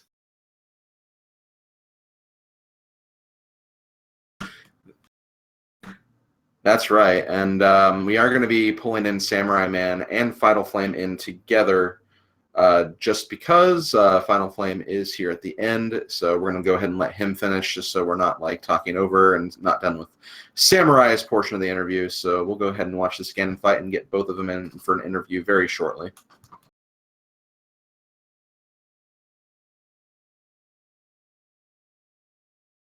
As you can see, the knockback from the Master Sword is quite substantial due to the fact that you have to spin in order to damage him. And as you can see, Finalflame did kind of get the luxury of getting a couple of double hits right there. If you are kind of against the wall when you're spinning at Ganon, you can kind of like bounce off of Ganon, hit the wall, and get another strike in from the same spin. So runners will often try to make use of that whenever they're dealing with this phase and the next phase, just to kind of get some extra hits in. Now, Finalflame showing us the usefulness of the cape here. Again, due to the lack of half magic, will deplete pretty quick, but he still has a potion left to refill his magic. And besides, at this point, when you're dealing with this phase of Ganon, you just want it to go as quickly as possible. So sometimes, even if you are wasting a lot of magic, it doesn't hurt just to put on that cape and get some extra hits in.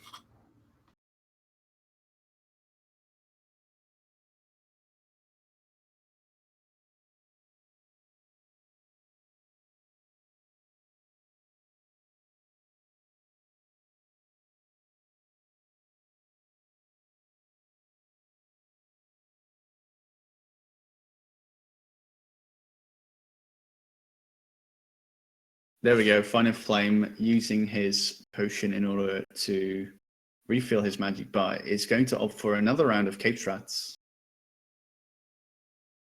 If you have those potions, it's not necessarily a bad idea, so I do not blame him for making that choice. Yes, one of the mistakes that I make is that I am way too conservative and I end up not using any potions until it's too late. Yeah. And by the looks of things, the book was on the pedestal. Interesting. I know pedestal was like a huge focal point for a lot of the chat, just because, yeah, there were a couple of items that could have been there that could have really changed things up. But thankfully, for both of our runners, they did not have to go the extra mile. Didn't have to set foot in Swamp Palace, which is, you never want to step foot in Swamp Palace when it's not required. Yes, Finalflame attempting a minor glitch here. What he was trying to do is light the torch on the left side of the screen before the right one goes out. What that does is it will skip the trigger for the right torch to ever go out, which makes this fight half as easy because you don't have to worry about the other torch going.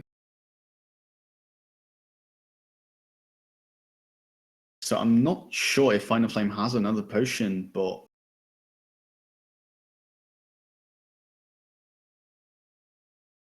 ooh, almost takes a full there. Has to be really Ooh, that careful was now. close.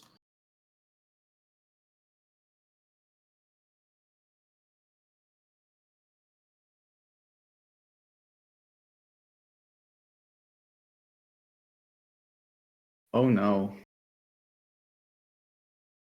I don't think he has enough for. Oh no. And he doesn't have any potions left. That's really Oh, unfortunate. that is unfortunate.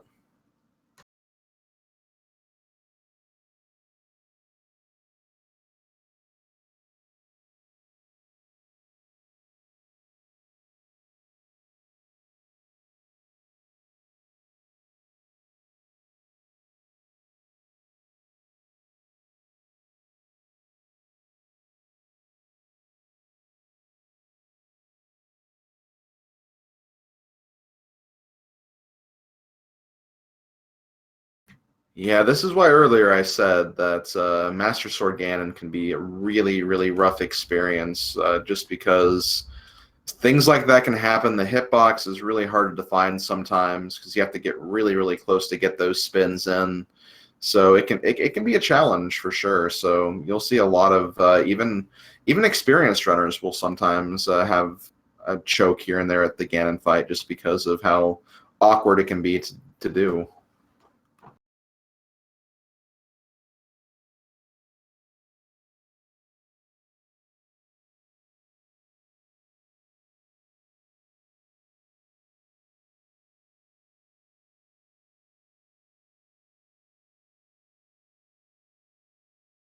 As we finish up with Finalflame's restock, we will be getting right back into the Ganon fight.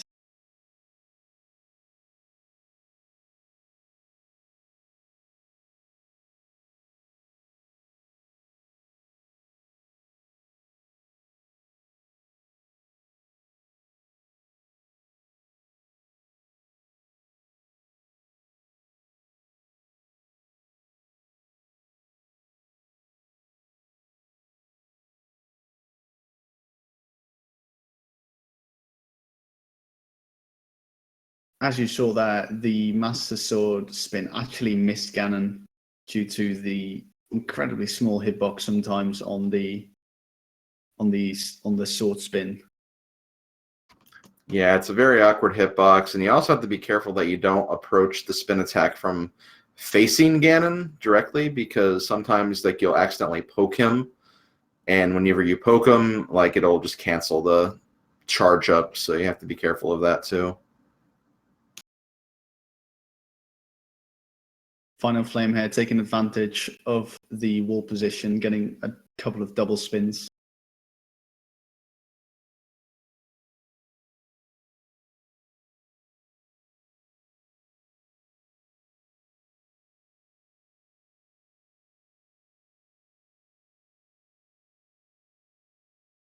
So far, a solid Master Sword Ganon fight here from Finalflame. Yeah, he's getting the damage in, which is what he needs to do, and I think at this point he's probably gotten almost enough hits in, so I think he should be at least on or very, very close to the third phase. And yep, he's on the third phase.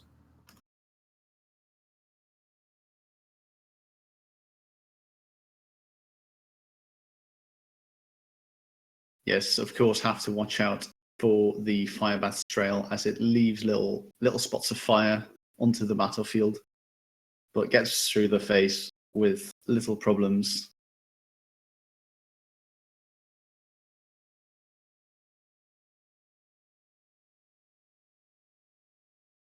Gets another refill to his magic.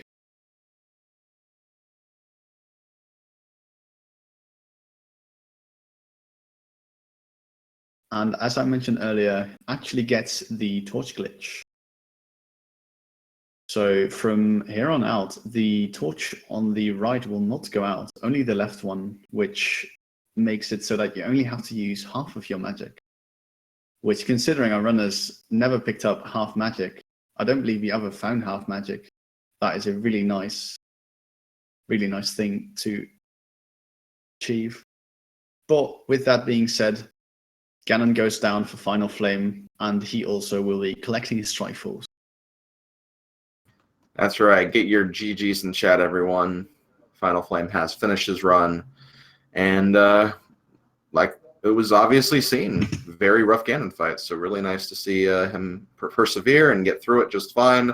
And honestly, it wasn't too long after his opponent finished either. So very close race all the way to the end. Definitely not. Okay, so it does look like we have both of our runners in the setup room, so I'm going to go ahead and drag them in for a very quick interview. GG, man. But I could have done a lot worse. Okay, we have both of our runners and Samura1man and Finalflame. Good game to you both. Congrats on your win, Samura1man. Good effort on trying Finalflame. Samura1man, how are you feeling after that scene? I'm impressed of my gameplay. The scene was quite interesting, I would say. Like, that game of Samaria just made me laugh. Yes, that was available for quite some time, actually. Of course, that would have required a sequence break. I didn't want to do Old Man without Sport. I usually like to do it with a Sport at least. That's why I just left it there for a while. But then I got a lander and was like, ooh, maybe I should do Old Man first, then I would go to Spawn. Then it was again a Samaria. Yes, very, very understandable. Also, Samura1man, a question about the Tower of Hera. I don't know if you know what I'm about to ask, but did you miscount your items when you went up there? I don't know, I was pretty blind, but when I was going upstairs to that room with a Helmasaurus, then I realized, oh boy, I have done this mistake before. I hope there's a key here. I hope there's a key. I've done that mistake before, and I hope I will pay attention next time when I get a big key. That I will have at least one small key when I go upstairs. Yeah, what we're specifically referring to is that in Tower of Hera, you did skip the compass chest, which is the chest right in front of the big chest, which thankfully did not have anything. It just had a piece of heart, if I remember correctly. But that was definitely something kind of going through our minds early on in the match. Will that chest come back to haunt you? Because yeah, you went down to the basement, got the compass, and it looked like you just forgotten that you kind of miscounted your items there or something. Yeah, I miscounted my items. I was just laughing there too when I got a compass. I was like, oh, I miscounted my items. I just wasted my time for this room. I should pay attention next time for my items. 2 items in a Hera only. Yeah, it's something that happens to all runners for sure. I guess moving on, Finalflame, how did you feel about this particular scene? I didn't think it was too bad, apart from lack of sword, unless I missed something. Because it took me almost an hour to finally get one in a horrible spot. And I was afraid to go into Ice Palace without a sword, and it definitely showed in my routing. No, the swords were indeed really scarce. In fact, neither of you got the tempered sword. Oh wow! Oh wow! Book. Nice. So I take it we don't even know where tempered is. What was their second sword? Bought? I mean, I honestly didn't even think I'd be able to complete Master Sword game. So you know what? In that first round with only the one potion, I was a little disappointed having to fall and grab more potions, but you know what? That could have gone a lot worse than it did. So I won't complain. I didn't have the pressure of the match on my mind at that point either. Yeah, both of you got the swords in Ice Palace and Palace of Darkness. The other two swords were unaccounted for on both fronts. We estimate that they were more than likely in Swamp Palace or something, because obviously neither of you went in there. But yeah, everything else was pretty much picked clean. Maybe aside from maybe a few mirror spots, or I think there's also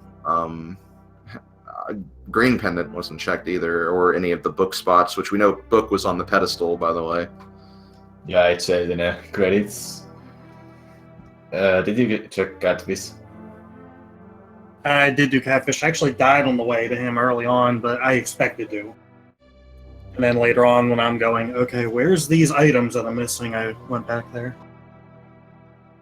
I almost went in the swamp. It was a toss-up between that and desert. The only reason I decided to do desert was, alright, it'll be a quick check here, and quick disappointment, and then that led me to Ether, which is what I needed. Yeah, that was pretty much your go mode. Samurai's was pretty much just the opposite. Like he got some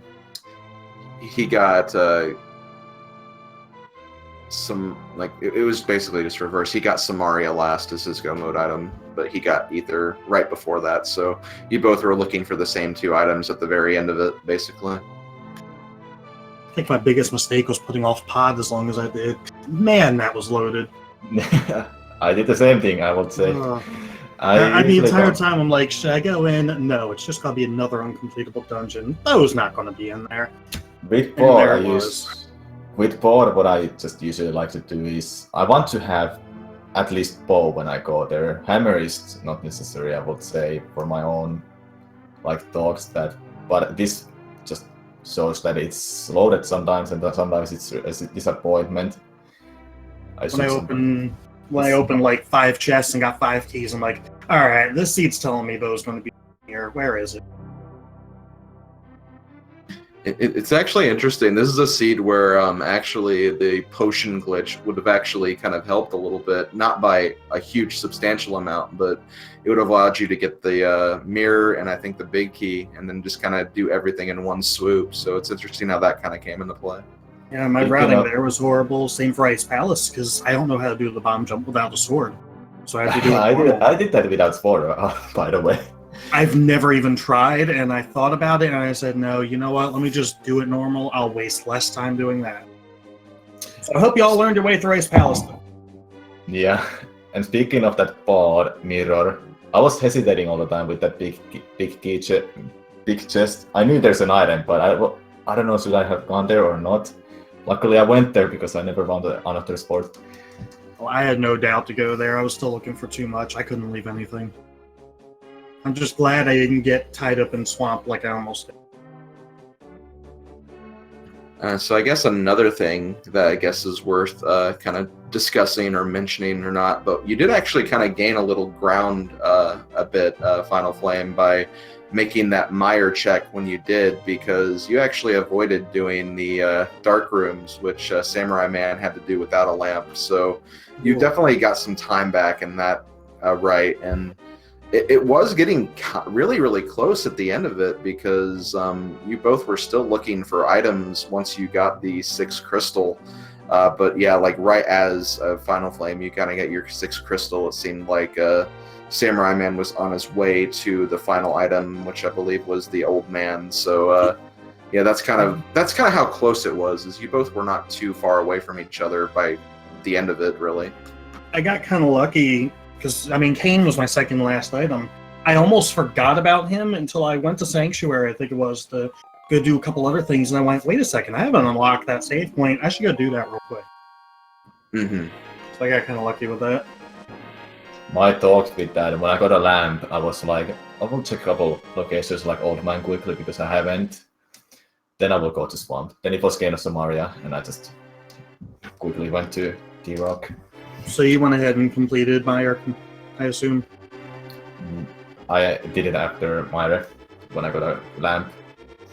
Yeah. I can do dark rooms, I just didn't have a sport for like 50 minutes or something. Yeah, it was the same for me. That was horrible. First Sword and Ice Palace is time for something you want to see. Same here. Well, any last thoughts before we kind of wrap this up? Shout outs to be Soul for rolling this seed. I think. I believe so, yes. Any final thoughts from you, Finalflame? Not much other than GG once again, Samurai. Good luck next round. GG's final, but good luck on the next round too. Yes, and with those kind words, we will be making an end to this race, unfortunately. Be sure to follow both of these runners, Finalflame and Samura1man, for they are the ones that put up this amazing show, as well as a huge thanks to the ALTTPR randomizer community, as well as to my co-commentator, Slim Kirby. Thank you very much. Also, major thank yous and shout outs to our tracker for this match, Max and Minnie. Did a great job clicking those buttons, making sure those trackers were up to date at all times. And yeah, it's always nice to have those guys on board. For anyone else, if you want to watch more Randomizer, there is going to be plenty of it for the next several weeks. Going to be 7 weeks of just this initial Swiss round, and then we have a bracket round right after that. So you'll have a lot of Randomizer on your plate if you like what you saw. In fact, there are matches currently going on right now. Yuta Monistic versus Zephyr on Speed Gaming at the moment. Just started about 20 minutes ago, so check that out if you want. At 6 p.m., we have a couple of matches going on Speed Gaming 4. We have DKS89 versus DS Pags. All times are Eastern, by the way, so 6 p.m. Eastern on Speed Gaming 4. We have that match. On Speed Gaming 3, we have Scatter versus Questofer Warkin.